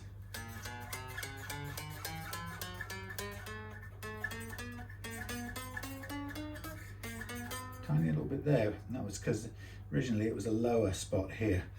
So what I would do now, with that in mind, if we have this low spot here, now I'd slightly change again, and I would get the same calibrated thingy, and this time I'd put it up here, and I'd probably put my hand here on the spot, and I'm now letting it still do everything else, but I'm now, if you like, focusing a tiny bit of downward force on that spot where I picked up that little bit of zizz.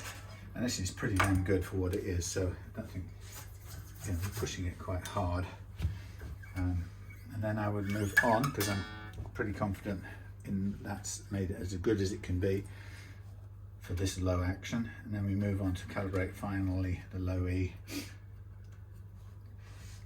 which is done in the same way as before. Now this seems to, it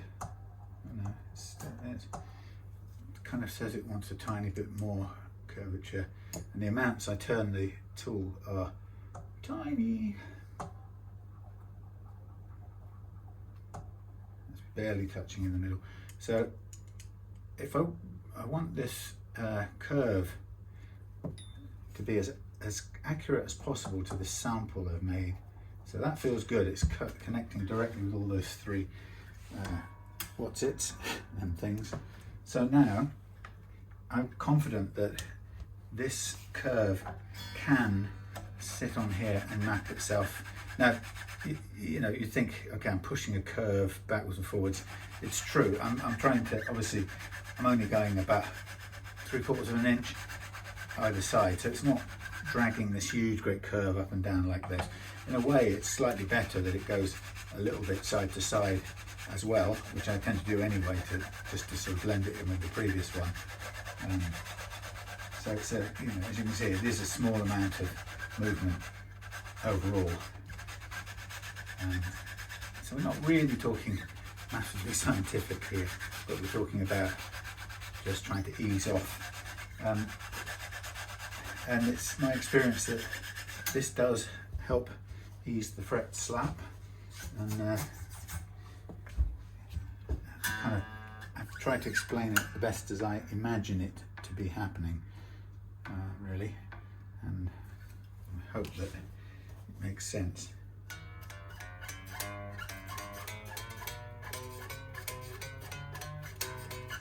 A little tiny bit there.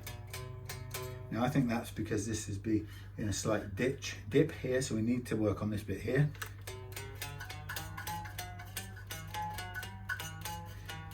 A tiny bit at the 12th, and everything after that's okay.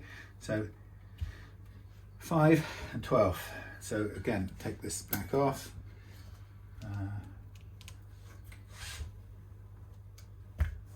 Where's it gone? There it is. So 5 and 12.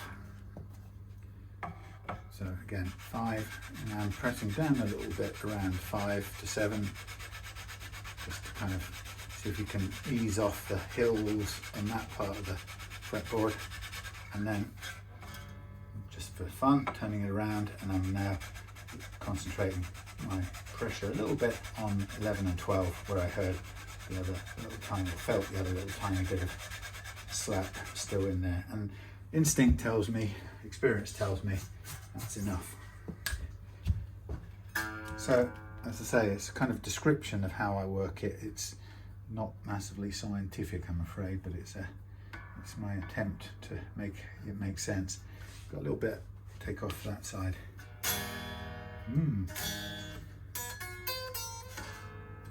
Right, we're never going to get to hear that with this nut going sideways. So, How are we doing? Time and power. We're on 117. 117. I'm going to undo.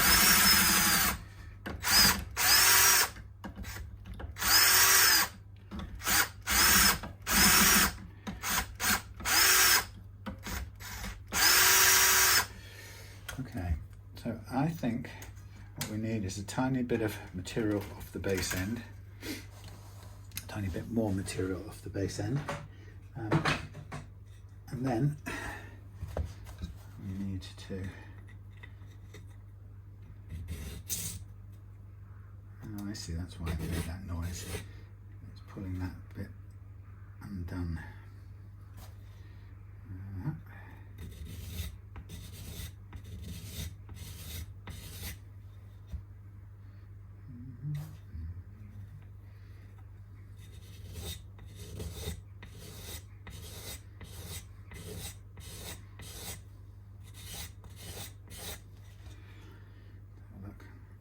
Now I want to round this off.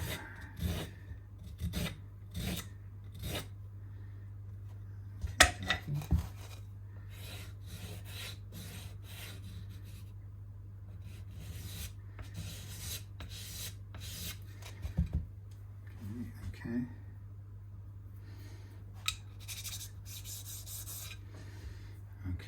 Okay, and what we'll do is we'll get a little bit of glue and then we'll push it forward. Now, what I like to do, sorry about this, I like to do is I want the strings to hand to act as a vice to push this closed. So what I'm going to try and do is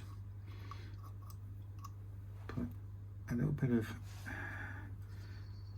glue on the fretboard end, that's the way, and then I'm going to bring this down to here so I can put a little bit of force on it, and then I'm going to put that under there, that over there, and then drop these into place and try and place them exactly where I want them before anything else moves. And then with a little bit of extra this, can't really fit anything under there very well, but a little bit of this to try and make sure it's sat in its place as good as it can, as well as it can. And then I would do up the thing with my thing. So these first.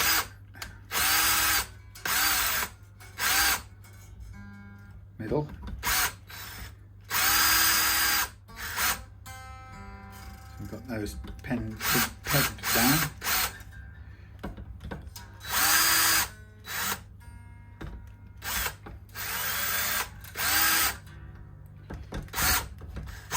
Come on, get on, lock on, baby.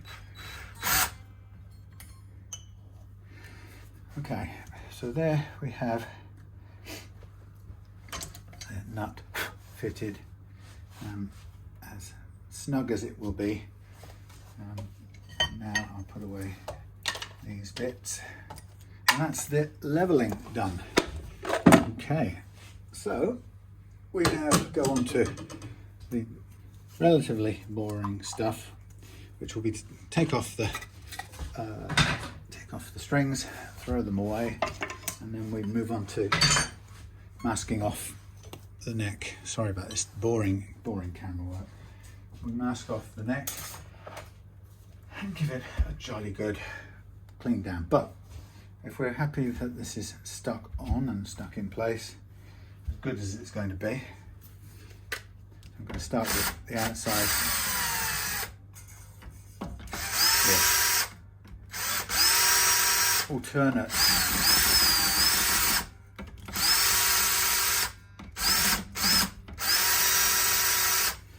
Okay, so there's those. Now we can cut them in the middle. And a bit of time to get rid of them. So next stop will be recrowning the frets and then sanding and polishing them out, and ending up finally with checking and setting the intonation. The key thing about when you replace a bridge is that you've got to get the saddles, you have to be as certain as you can be that the saddles are going to end up sitting, or the high E saddle to begin with is going to end up sitting on the 648 as a Strat, 648 mark, playing length mark, and that's what we really have to make sure.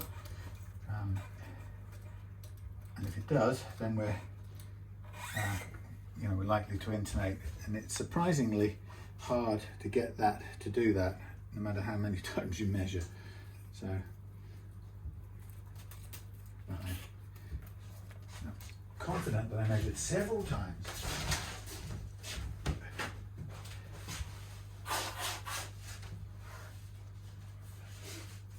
Right. Okay, so we have, let's get a mucky cloth here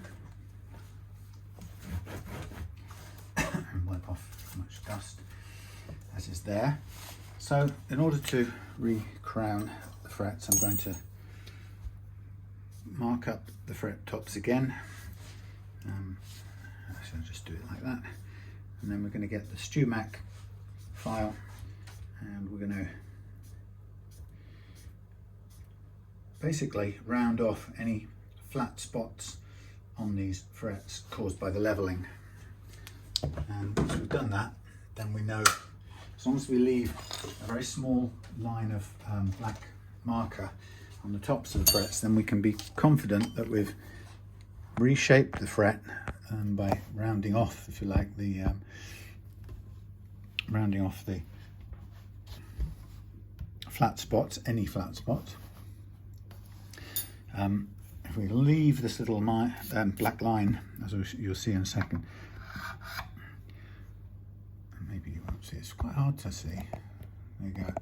Now what you can see there is I'm going to stop there, because apart from moving that in, but basically that's hardly been leveled at all.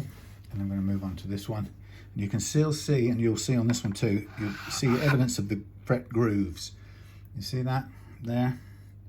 I'm not going to, well, I wasn't willing to continue leveling to try and remove that, so we may lose a bit more of that and the other fret with in the process of sanding and polishing out, and I'm quite confident we will lose most trace of it. But as you can see, this did take quite a bit of leveling, so that sort of gives you, this process here gives you a very clear reaffirmation of what you probably suspected while you were doing the leveling, in that these were quite low, this one is relatively high.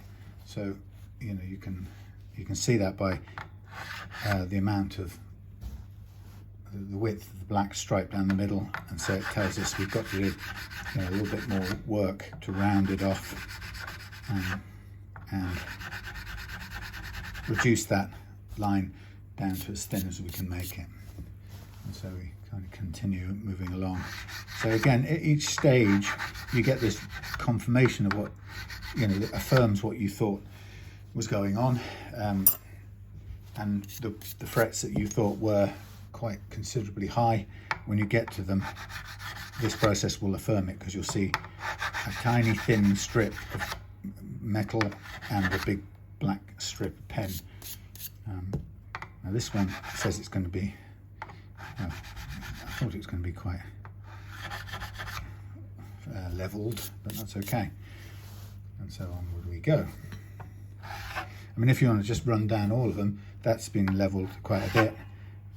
That's not so much. That's not so much. So just as a quick sort of diagnostic, you can whiz down. That's been leveled a fair bit. And then that one. So you get a sense of them. So I have to come back to where I was, which was here. If you want to whiz down and try them all out first. Okay. All right. So normally, I probably wouldn't automatically want to put the tuners straight onto a headstock I sprayed yesterday, but I'm a slight time constraint with my Mike's Guitars. He's coming down on Monday, and there's a mixture of, you know, being on the clock, but sort of held up really only by waiting for appropriate humidity spraying conditions, which is usually the constraint. So I could see earlier on in the week, I could tell that yesterday was going to be the day, the earliest good day for doing it. And so it means that I had to get this part of it done afterwards.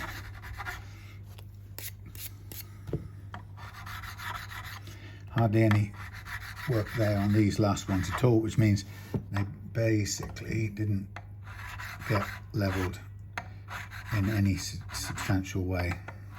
So there's hardly any, I'm barely getting a line down the middle worth worrying about. This last one did a little bit, but when you get them that they sort of go silver straight away, it's because they essentially didn't get leveled. Okay, so now I'm going to zoom out, aren't I? Well, obviously not according to this. So now I'm just going to again remove dust. And the next bit is, did I bring it with me? I forget. I'm running out. I bought it, masking tape. But I bought another one up with me. But I've got this one to go through first. So what I'm going to do now is I'm going to mask off the neck, ready for the dreariest thing, which I'll probably not do on video today because I did it on the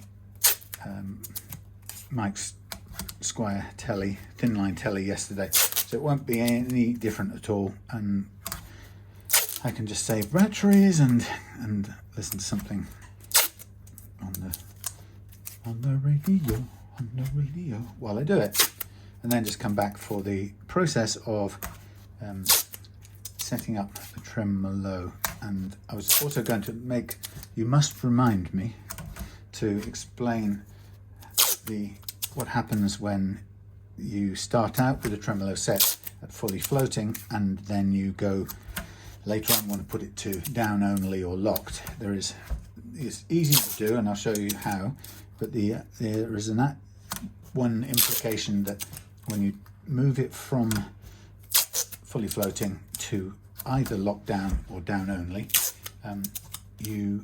your action tends to drop by about 0.5 millimeter.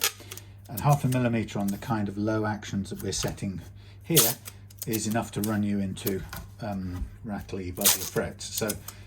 So we have to take that 0.5 millimeter into consideration first of all when we're setting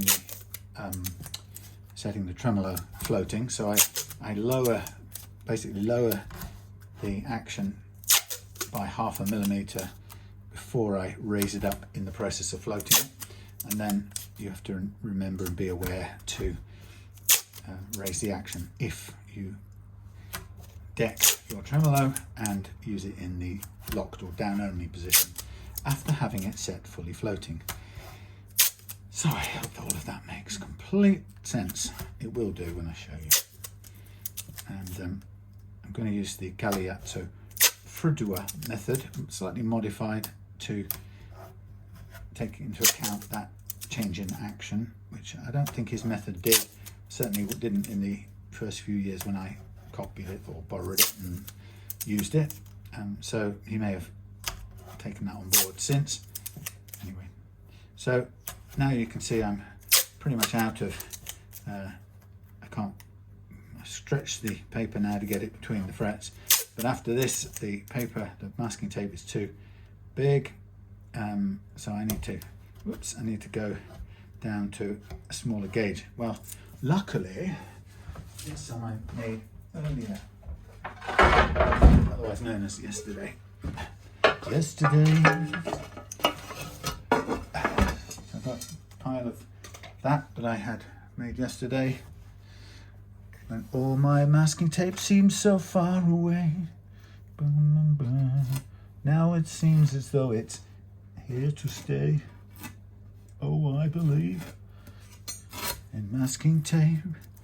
Why she had... Anyway, had a great little jam last night at home, all on my own. I never felt more like, no, I've never been for ages struggling to find a kind of setup that works for me. I know a lot of you people have got your digital workstations and you use your plugins, and it somehow, when I see people doing that, it sounds amazing, all these fabulous effects, and straight away, every time you plug your guitars in, you sound like all the rock giants, and I feel sickeningly jealous because my stuff always comes out sounding like a bad 1980s fuzz box or something when I plug in a bad 1980s fuzz box. But anyway, I still, you know, short of buying a Kemper profiler or whatever, which seems to me that's surely the one that gives you all the sounds that make you immediately sound like Steve Lukather. I don't mean play like him, but you know, you've just got those creamy, lovely, overdriven, whatever crunch sounds at your fingertips, and I can't seem to make them. But what I was saying to I think I was saying to Mike the other day, the thing about tone is I've been using these little Roland Cube amps for years, just as, you know, studio amps or knockabout amps or whatever. They're really simple and easy to switch on and use. And funny part is I kind of know where the sounds are on them, so there's something about that. I like the crunchy, you know, rectifier-y sounds and the control in betweens, or the control of moving in between that you get with the simple sort of gains, a few amp models, and then basically working with the gains in between. And that seems really straightforward. And then I go to a bigger amp and I'm always going, oh, why can't I find something I can just switch to and use? And then you get caught in the, well, do I go with a modeling amp that has all this stuff theoretically, you know, either set up on a patch, or, you know, and then you try doing it and it's never right. When you come to actually play it loud, it never quite translates into what you hoped it would, etc. So I've struggled. Anyway, it occurred to me a while back, I kept thinking, well, why don't I just plug in, hang on, I have to be careful now, just for your information, if any of you ever work with these Wilkinson jobbies, you're likely, if you put a piece of tape anywhere near these, they're going to, basically the tape is going to pull off the cute little silver lettering, and I've run out and lost loads of little Wilkinson letters in the end.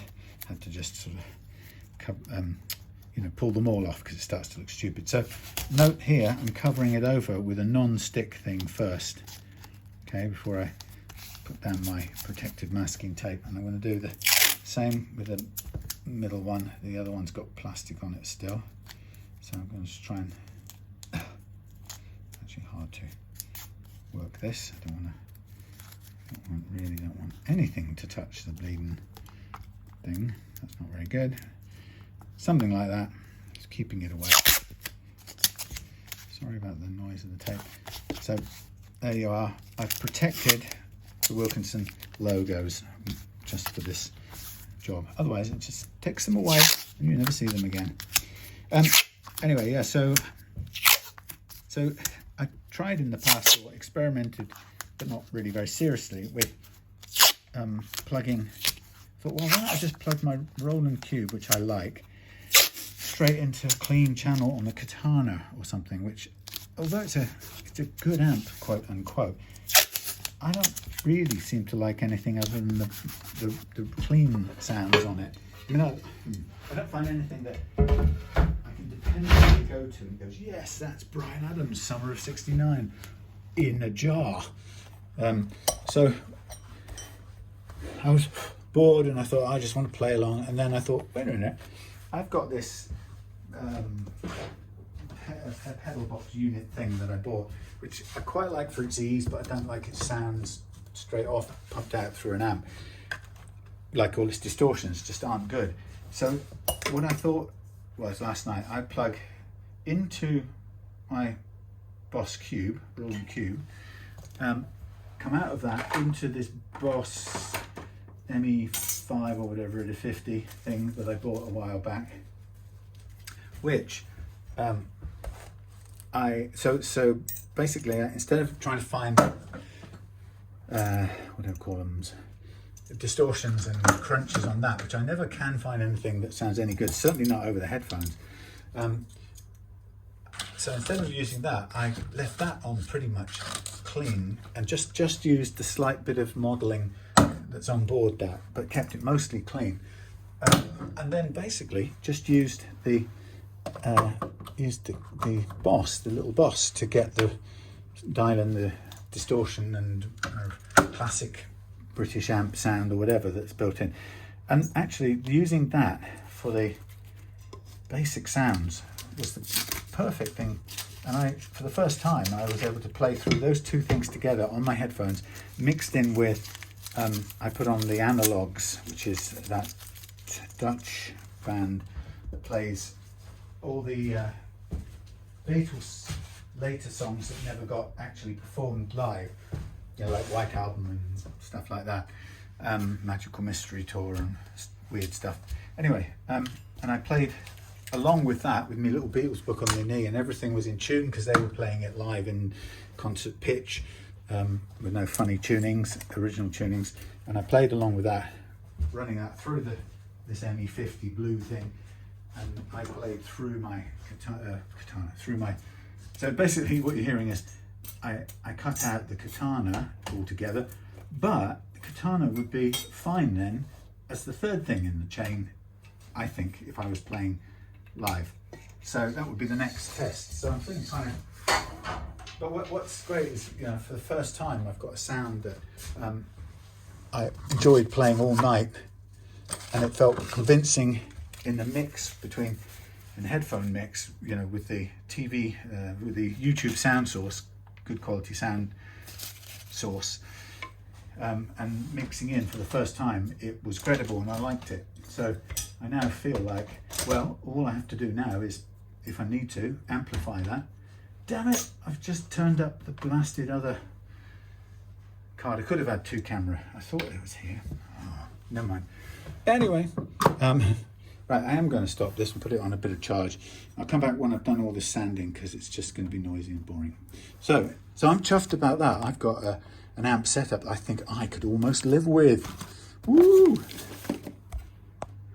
Okay, we are back after the the shining up, or the oiling and the polishing and everything. We've got the black string tree. We've got the black tuners. I just loosened the nuts, the ends, the knobs. Got the truss rod cover back in, new nut, new bridge, new everything, ready to go. So time has come to, oh, we got a new black tip on the switch down there as well. Now we've got some nines. Note to self, must order some more nines, my last pack of nines here. Yeah, so we're ready now to get this strung up. Oh, I think what we'll probably do, let's have back our charged up, whatchamacallit, this thing,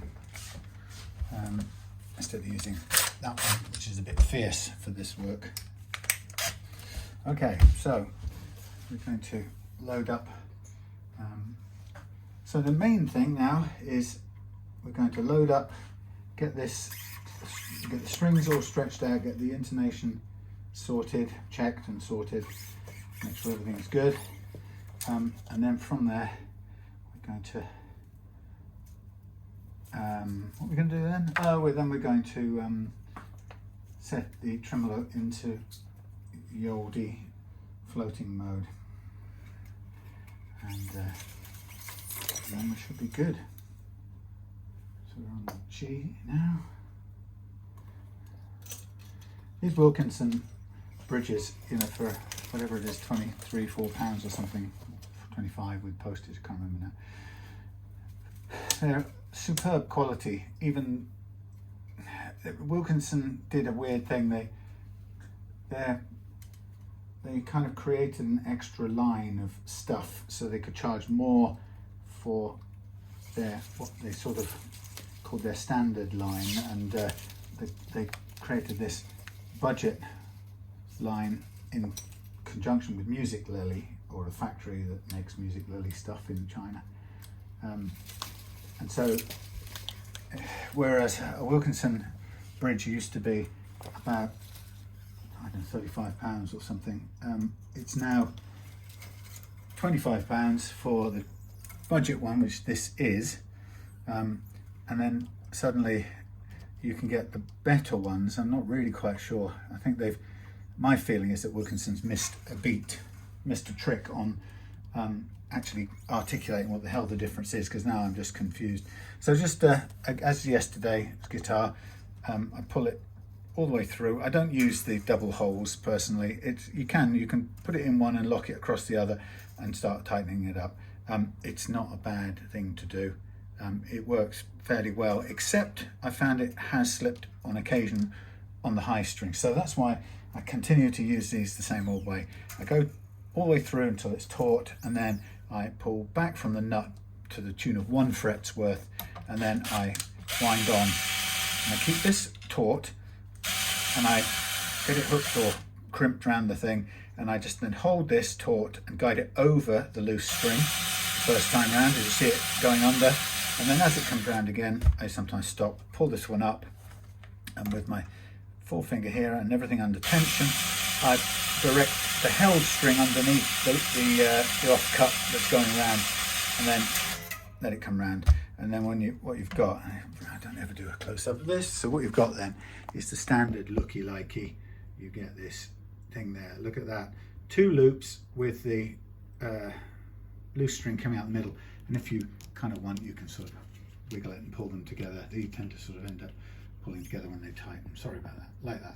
So that's the full extent of wrappage that it requires, and that works for the wound strings as it does for the plain strings. But actually what happens is, because of the difference in thickness, when you pull back a fret's worth on the plain strings, that fret's worth tends to add up to or equal more loops round. So that's fine. Same principle, hold it, pull it tight so it crimps, steer it so the tight string goes over the top, and then as it comes round, just push it below the loose string until it finally tightens up, and stay down there, and usually that's absolutely fine.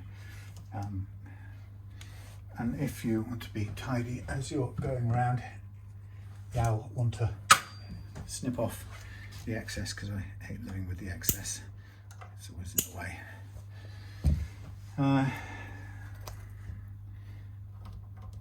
So these are, no, they're going a bit smoother now, and I've loosened them off a tiny bit. Okay, so all the way up, pull back 1 fret, hold the string tight. Now I've got it caught under the string tray at the moment, so I'm going to keep it tight, lift it over the string tray so I can push it over the top of the loose one, and then as it comes around, well, this will go around an extra time now, because this is where it's a bit more than it needs to be. So that's not the end of the world. Live with it, live with it. Sometimes you catch the ball of the string underneath in the block, and then it pops up when you don't expect it. Suddenly you've got another inch or 2 of material to wind on. But again, it's not, it's better to have a bit more than not enough.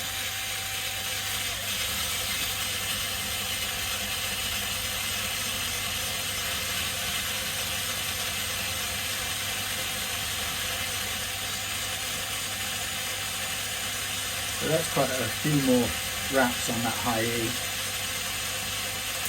but I don't ever have any problem. It's fine, you know, to keep to that pull back 1 fret's worth thing. You could do half a fret on high E, but I do one just to be on the safe side, because it's only the high ones that stand the risk of slipping. And it's not the tuner that slips; it's the unwound, smooth, plain wire that can pull on itself and uncoil or come away. Okay, so back 1 fret, hold tight, lock it. Oops.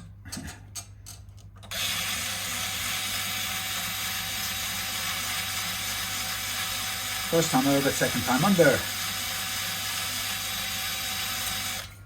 There we have it.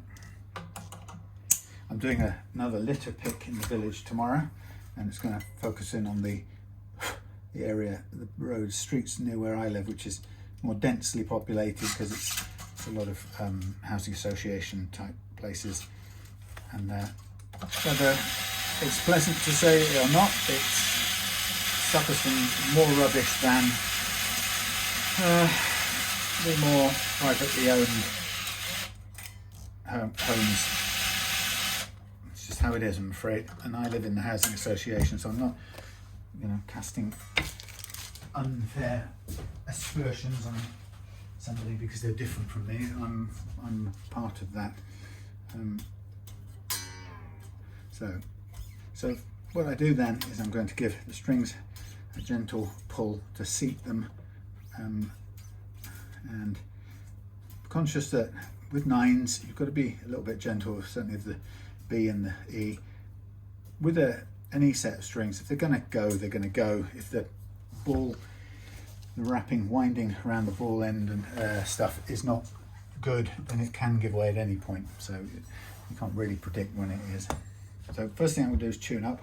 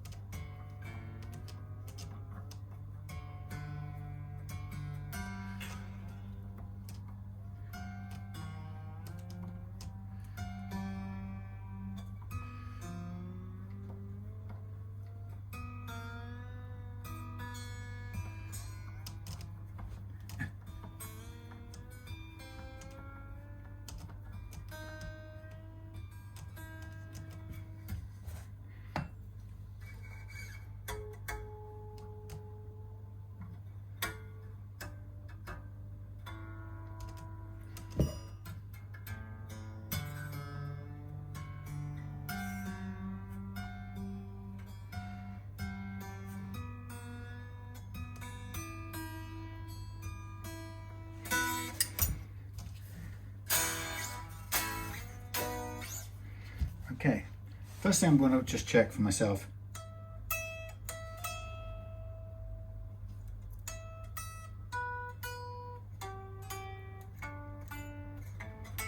Very close.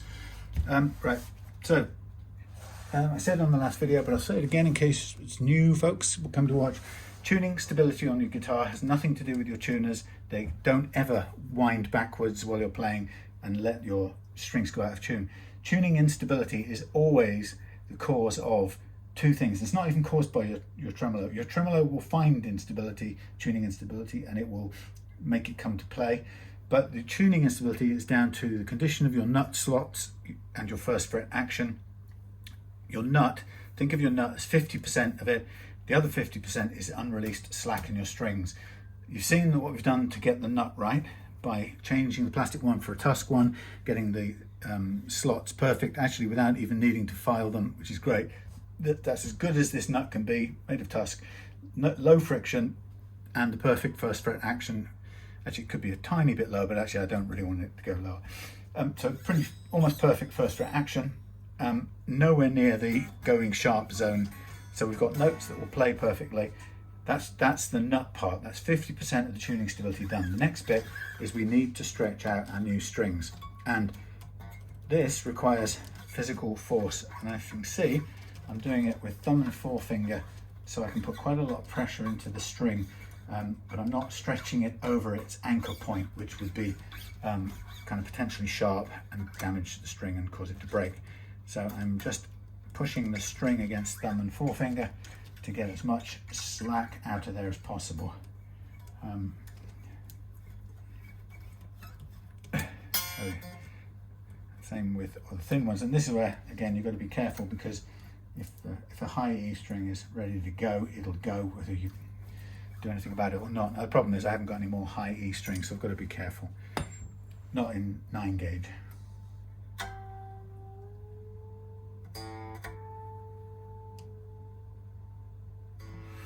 So here how much detuning that caused.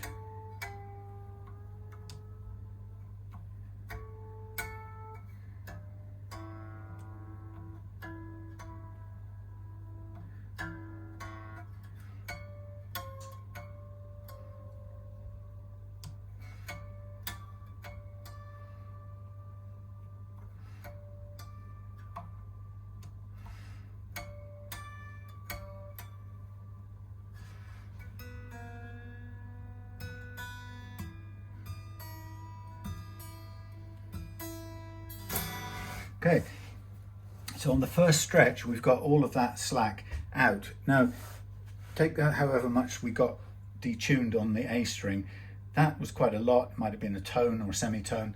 Imagine that eking out a tiny hundredth of that at a time. It's enough to put your string out of tune, but it's not quite. It takes a long time to reach a whole semitone, but it will still put it out of tune. And you think about that, doing it a tiny bit at a time. Now we're going to do another stretch, and you'll see it will be detuned again, more so in the wound strings. They seem to hold more slack than any others.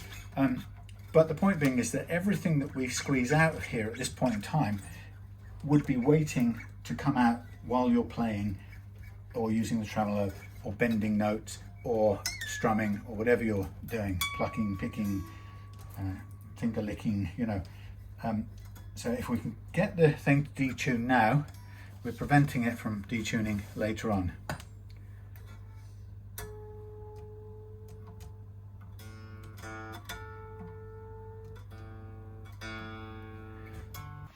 Oh, sorry about that. This iPhone memory clogged up because I've switched Telegram back on this stupid phone, and it takes an absolute ton of memory. Okay, I've got enough to just finish this off. You missed me doing the intonation, but it was pretty much on anyway, which is good. Now I'm going to do the floating tremolo, and then we'll be good to go. So we did the stretching, it conked out. We did the intonation off camera. And now we're going to do the interesting tremolo business. So the tremolo works like this. I want to start with my notes. Now, I'm going, wrong phase. Oh, shenanigans. I'm going to try and record this last section. I'm afraid it ran out of memory, and it stayed run out of memory, and I tried to start it again. I'm just going to picture this on my screen so I can wipe it out, right? Grab that, Sam, that's all you need to know for later on. That's a reference I need to keep, but anyway. So what I was going to explain very quickly was the business of the tremolo, floating tremolo. The business concerning the floating tremolo. So three things, right? So the tremolo can either sit, let's see how we do it. How far back is that thing? I can never tell. Okay, let's call it like this. So the tremolo can either sit on the deck like that, and then your saddles are like so, and there's your string, okay?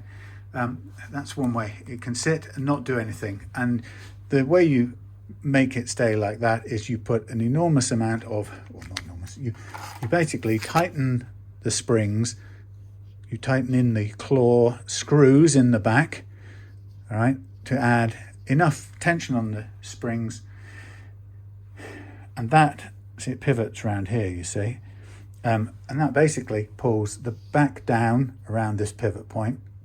Yeah, see that? Clunk, and that decks out on there, and it stays still because that force is greater than the one that's trying to pull it that way and make it go the other way, right? Around this same pivot point. That's your basic tremolo kind of principle. So that's what I call locked. So you put a lot of force in there, and you never intend, you leave the arm off, and you never intend to play it. However, there's another way you can have it set, which some people like, and I often recommend if you like a bit of tremolo, but you kind of only do that sort of downward shimmery thing that a lot of people do, a little pitch bend down, and that is you set it up so that you have enough force there to keep it decked most of the time, right? Because this force up here of the strings is always constant, and you have a kind of equilibrium, so this stays on the deck most of the time there until you press down with your tremolo arm that way, in which case the tremolo lifts up a little bit, it temporarily stretches this a little bit, and then you let it go, and this then pulls down again and it sits back flat. That's your down only mechanism. The third type, which I often say to people, is only have it if you're sure that it's something that you want to use in your playing style or you want to experiment with. And so you have your guitar top there. Oh god, my pen's running out.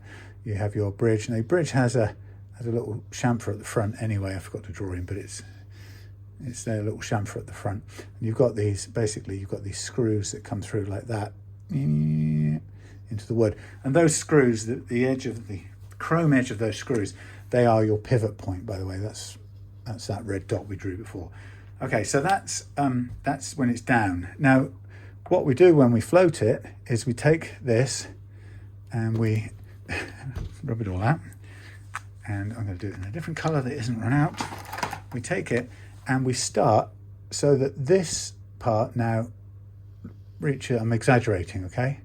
We do it so that kicks up like that, and this now sits like that. There's a top of the guitar still, nice and flat, okay? And we start with that up there. Now, for that to happen, okay, what we have to do is we have to slack off this springs until the force is small enough to let the string force overcome it and pull it up to an equilibrium in a certain position. And once you've got it in that position, you can see then, obviously you've got downward pitch bend by pushing the arm, but you've also got upward pitch bend by pulling the arm back. Right, so that goes down, and then this way comes back until it decks out on there, and you get pitch increase. And then when you let it go, it reverts back to this angle, which is dictated by the balance of these two sets of forces. That one's always the same size. It depends on how we set this one. So we can see that to make it go pitch down and pitch up, we have to have the tremolo has to be leaning forward on its little beveled edge, and it has to be canted up a little bit at the back. Now, what that does, as you can probably see, is that it also raises up the saddle point, this point here. Before, when it was down, it was probably more like there, right? It's only a crude description, but it rises up when we set the tremolo in the floating mode. Hence, we need to prepare for that now. So we're going to set it in the floating mode. We're going to take the action that I've already set up, the so-called perfect playing action, and we're going to prepare this to take that into account. So what do? I take this action that I've set. Remember, we went through and I did it all at 1.2 mils over here to 1.5. Now what I'm going to do is I'm going to mark. Okay, this is the last attempt I'm going to have at this. It's conked out again. I've done the explanation of that. Now I'm going to show you how I set this floating. So the first thing I did was, I know it's going to raise up when it floats. I'm going to talk as if this is going to work, but it could still. It says it's got tons of room on the iPhone, but it's up to the iPhone if it believes that. I don't know, I don't trust it. So what I did before I did anything, and ignore that for a second, I basically dialed all of these scrub screws counterclockwise by 180 or half a complete turn. That will lower all the saddles by 0.5 millimeter. So I'm now 0.5 millimeter under my ideal playing action. Then with the tuning still in normal proper tuning, concert pitch if you like,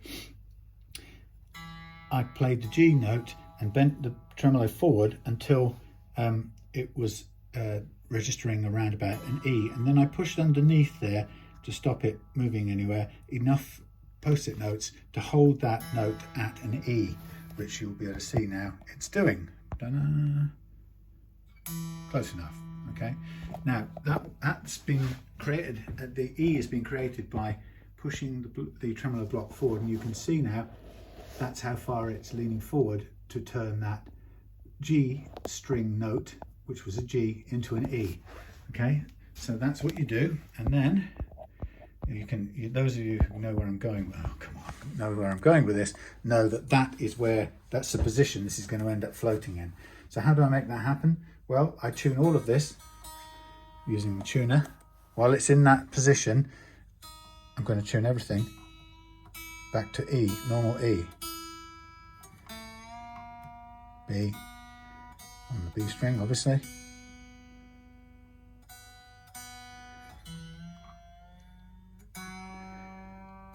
G.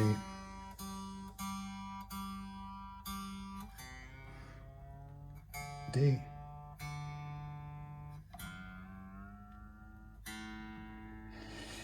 A.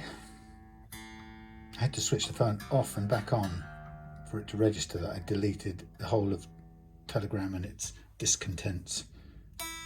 So I'm going to tune this precisely again. E.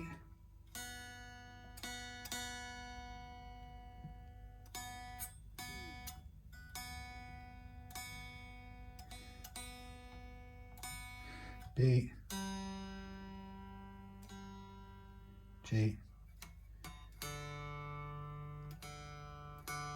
D. A. E. So, having done that, what I now do is remove the post-it notes and let go. And guess what?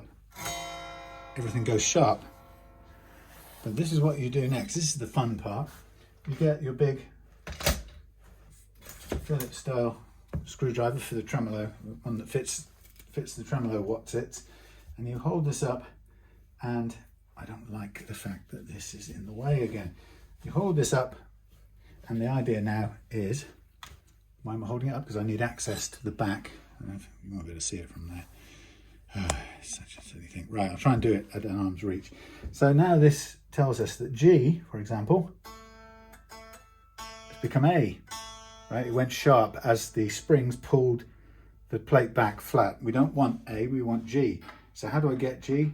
Well, I go into the screws at the back on the claw and I undo them a few turns on each side and then remeasure the note that I hope will become G. Okay, try it again. Same note, the G note. It's going to go down. I've got 3 springs in there.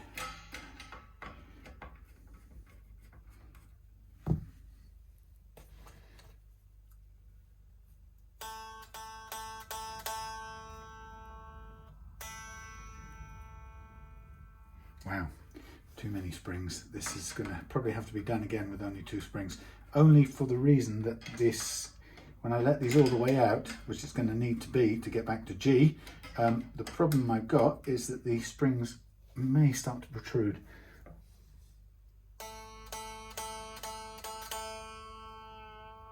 That's incredible. This is so overpowered. It's amazing. Wow.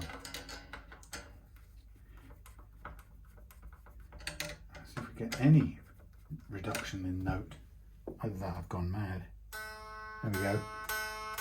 So we're going to be at G. Let's just keep going until we get G. So I'd probably, for 3 springs, it's a bit overpowered. That's what I should have taken from this. We may still get away with it if we're lucky. I want to be able to put the back on, but we may be all right. So G sharp, and we're coming down now towards G. So there's a point at which you're so overpowered by the springs that it doesn't register any change. Now we're below G, so I need to go back in. So I'm tightening up now a small amount to get back to G. There you go. Now, before I do anything else, let's put this down on its back and I'll show you. Well, our note is now back at G, and look, we're floating. See that? It's like it's gone a bit sharp because I put it on its back, but you can see now that that's floating. So we've got movement in both directions in terms of pitch. So if I zoom this out, put it up on its edge. Oh, I hate that. See, a strap normally goes in there, but anyway.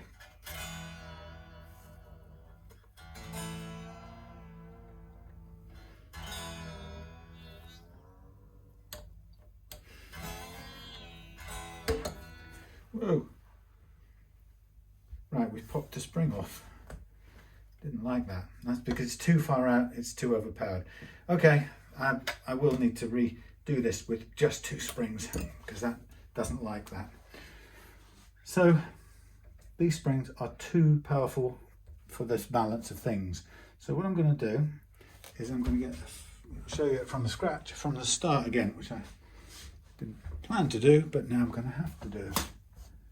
Where's my pliers? They're not there, they're here. Okay, so what I'm going to do is I'm going to take this one off as well, and I'm going to put it second along and go outwards. Some people get completely freaked out about where springs go. Okay, and I'm happy with that. Now I'm going to need to go backwards in time now. So I'm going to screw these all back in, and I'm going to screw it back in until the plate goes back down, and then we're going to start the process again. That's all we need, is till it's decked. This time we should get it out, we should end up at a place where the springs aren't ready to fall off. So that's one way of knowing that 3 springs is too much for this guitar. You can make this guitar work with 1 spring probably.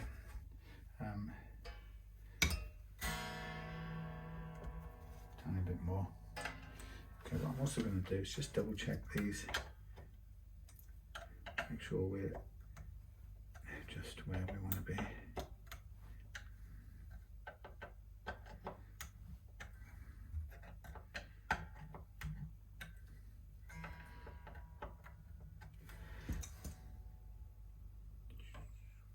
Okay, right, we're flat on the deck. Okay, so we're going to go back to tuning. I'm going to use this to hold it out of the way so it doesn't get broken. We're going to back regular tuning.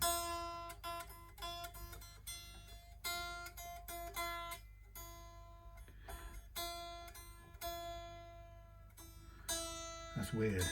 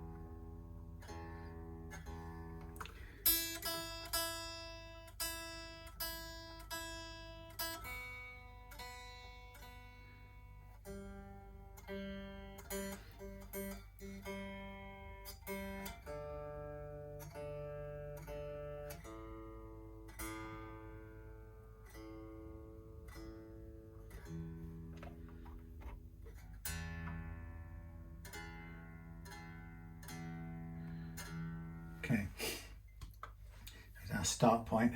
Now I'm going to, the problem is doing it on its side is it's hard to do this bit on its side. It's not so hard, but it is hard when there's this thing in the way, but hell, I'm going to do it anyway. So we're going to put this in until it goes down. This is easier. Until it goes down to E, okay? Slightly below E, so take one out.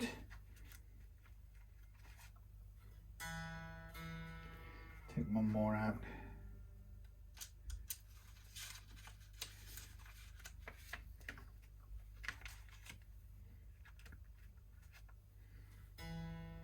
There we go.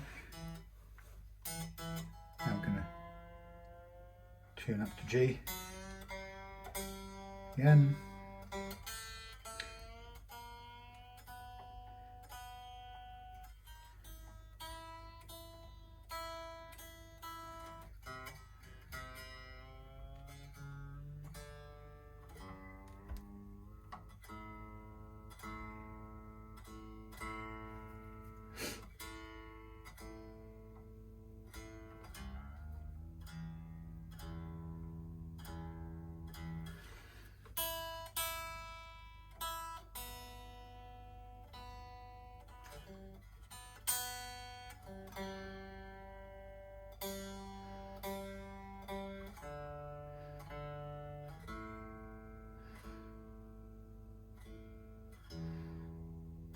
Okay, then we're going to take this out and we're going to go sharp, and then we're going to remove the screws, turn our G or E back to a G on the 3rd string.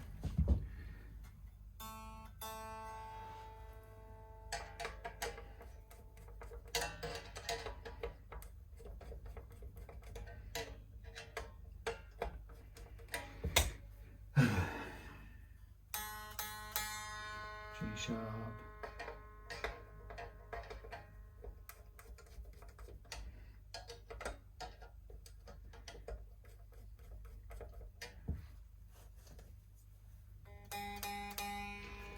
G sharp.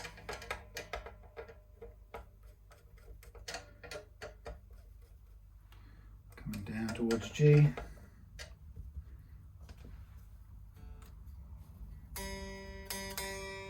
Slightly below G.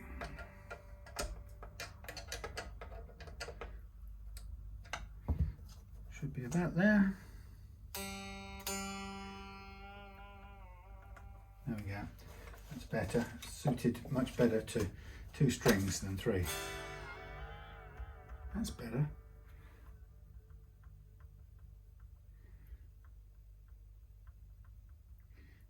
A little bit of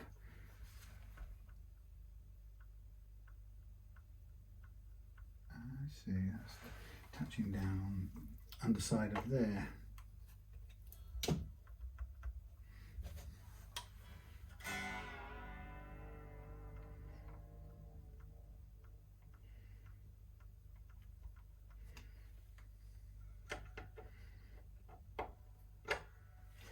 Hard to see. Well, that's just the sound of the plate touching the front edge of the, what do you call them? It means it should go the other way actually. Let's just see.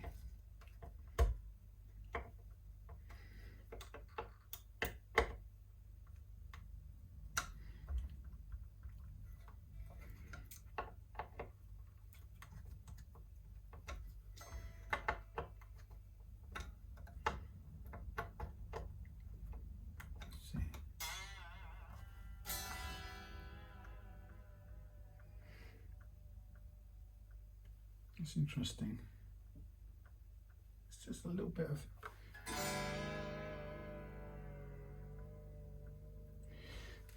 it still kind of wants to be down a little bit. It's really hard to see who's standing up. The second one is.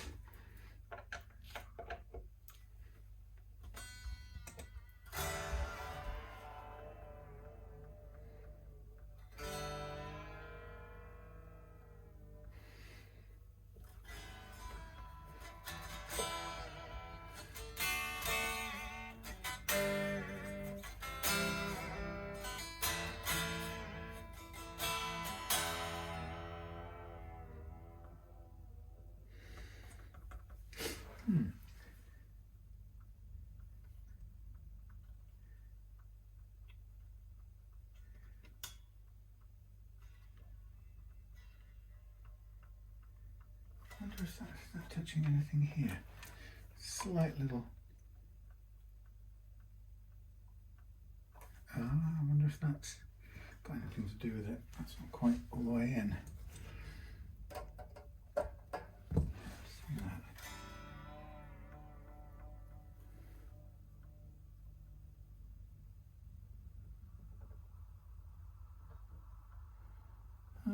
Let's try it the other way then. We're just about there. It's just I'm not too keen on this little clunk sound I'm getting. So what I'm looking for is to see if I need it to be backed off or tightened up.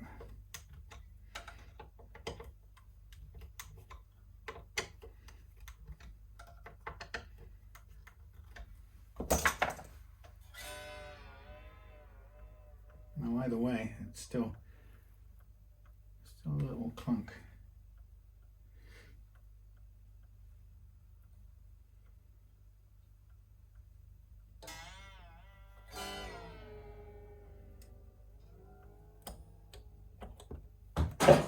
Whoops, done it again. Wow, that's really odd.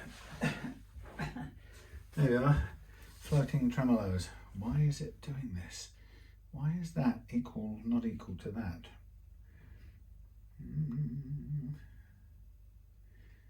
It's almost like it wants to be one spring. Wow, that's bizarre. Okay.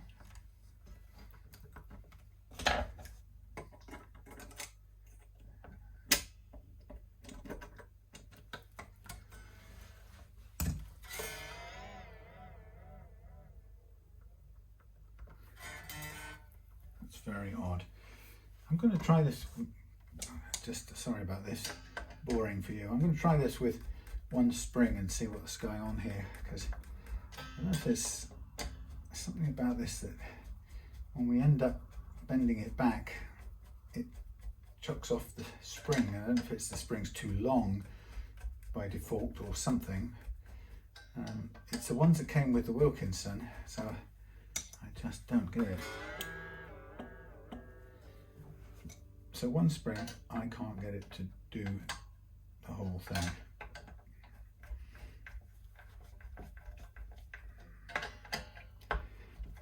Because really what I want is, I don't want this that close, I want it further away. Sorry about this extra delay.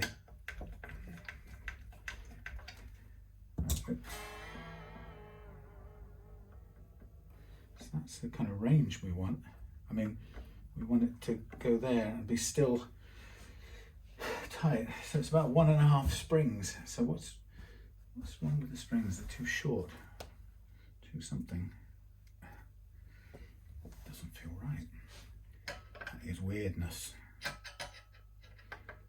2 springs, 2 springs.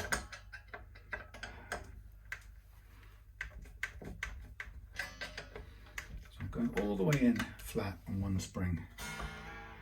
It's not quite enough.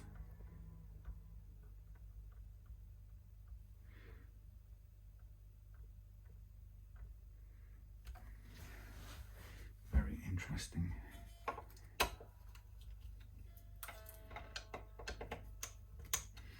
Don't normally get this kind of kerfuffle, but it's plain difficult.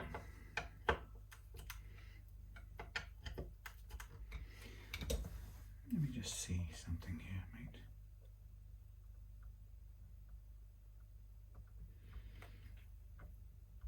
I suppose there's always going to be some sort of touch as it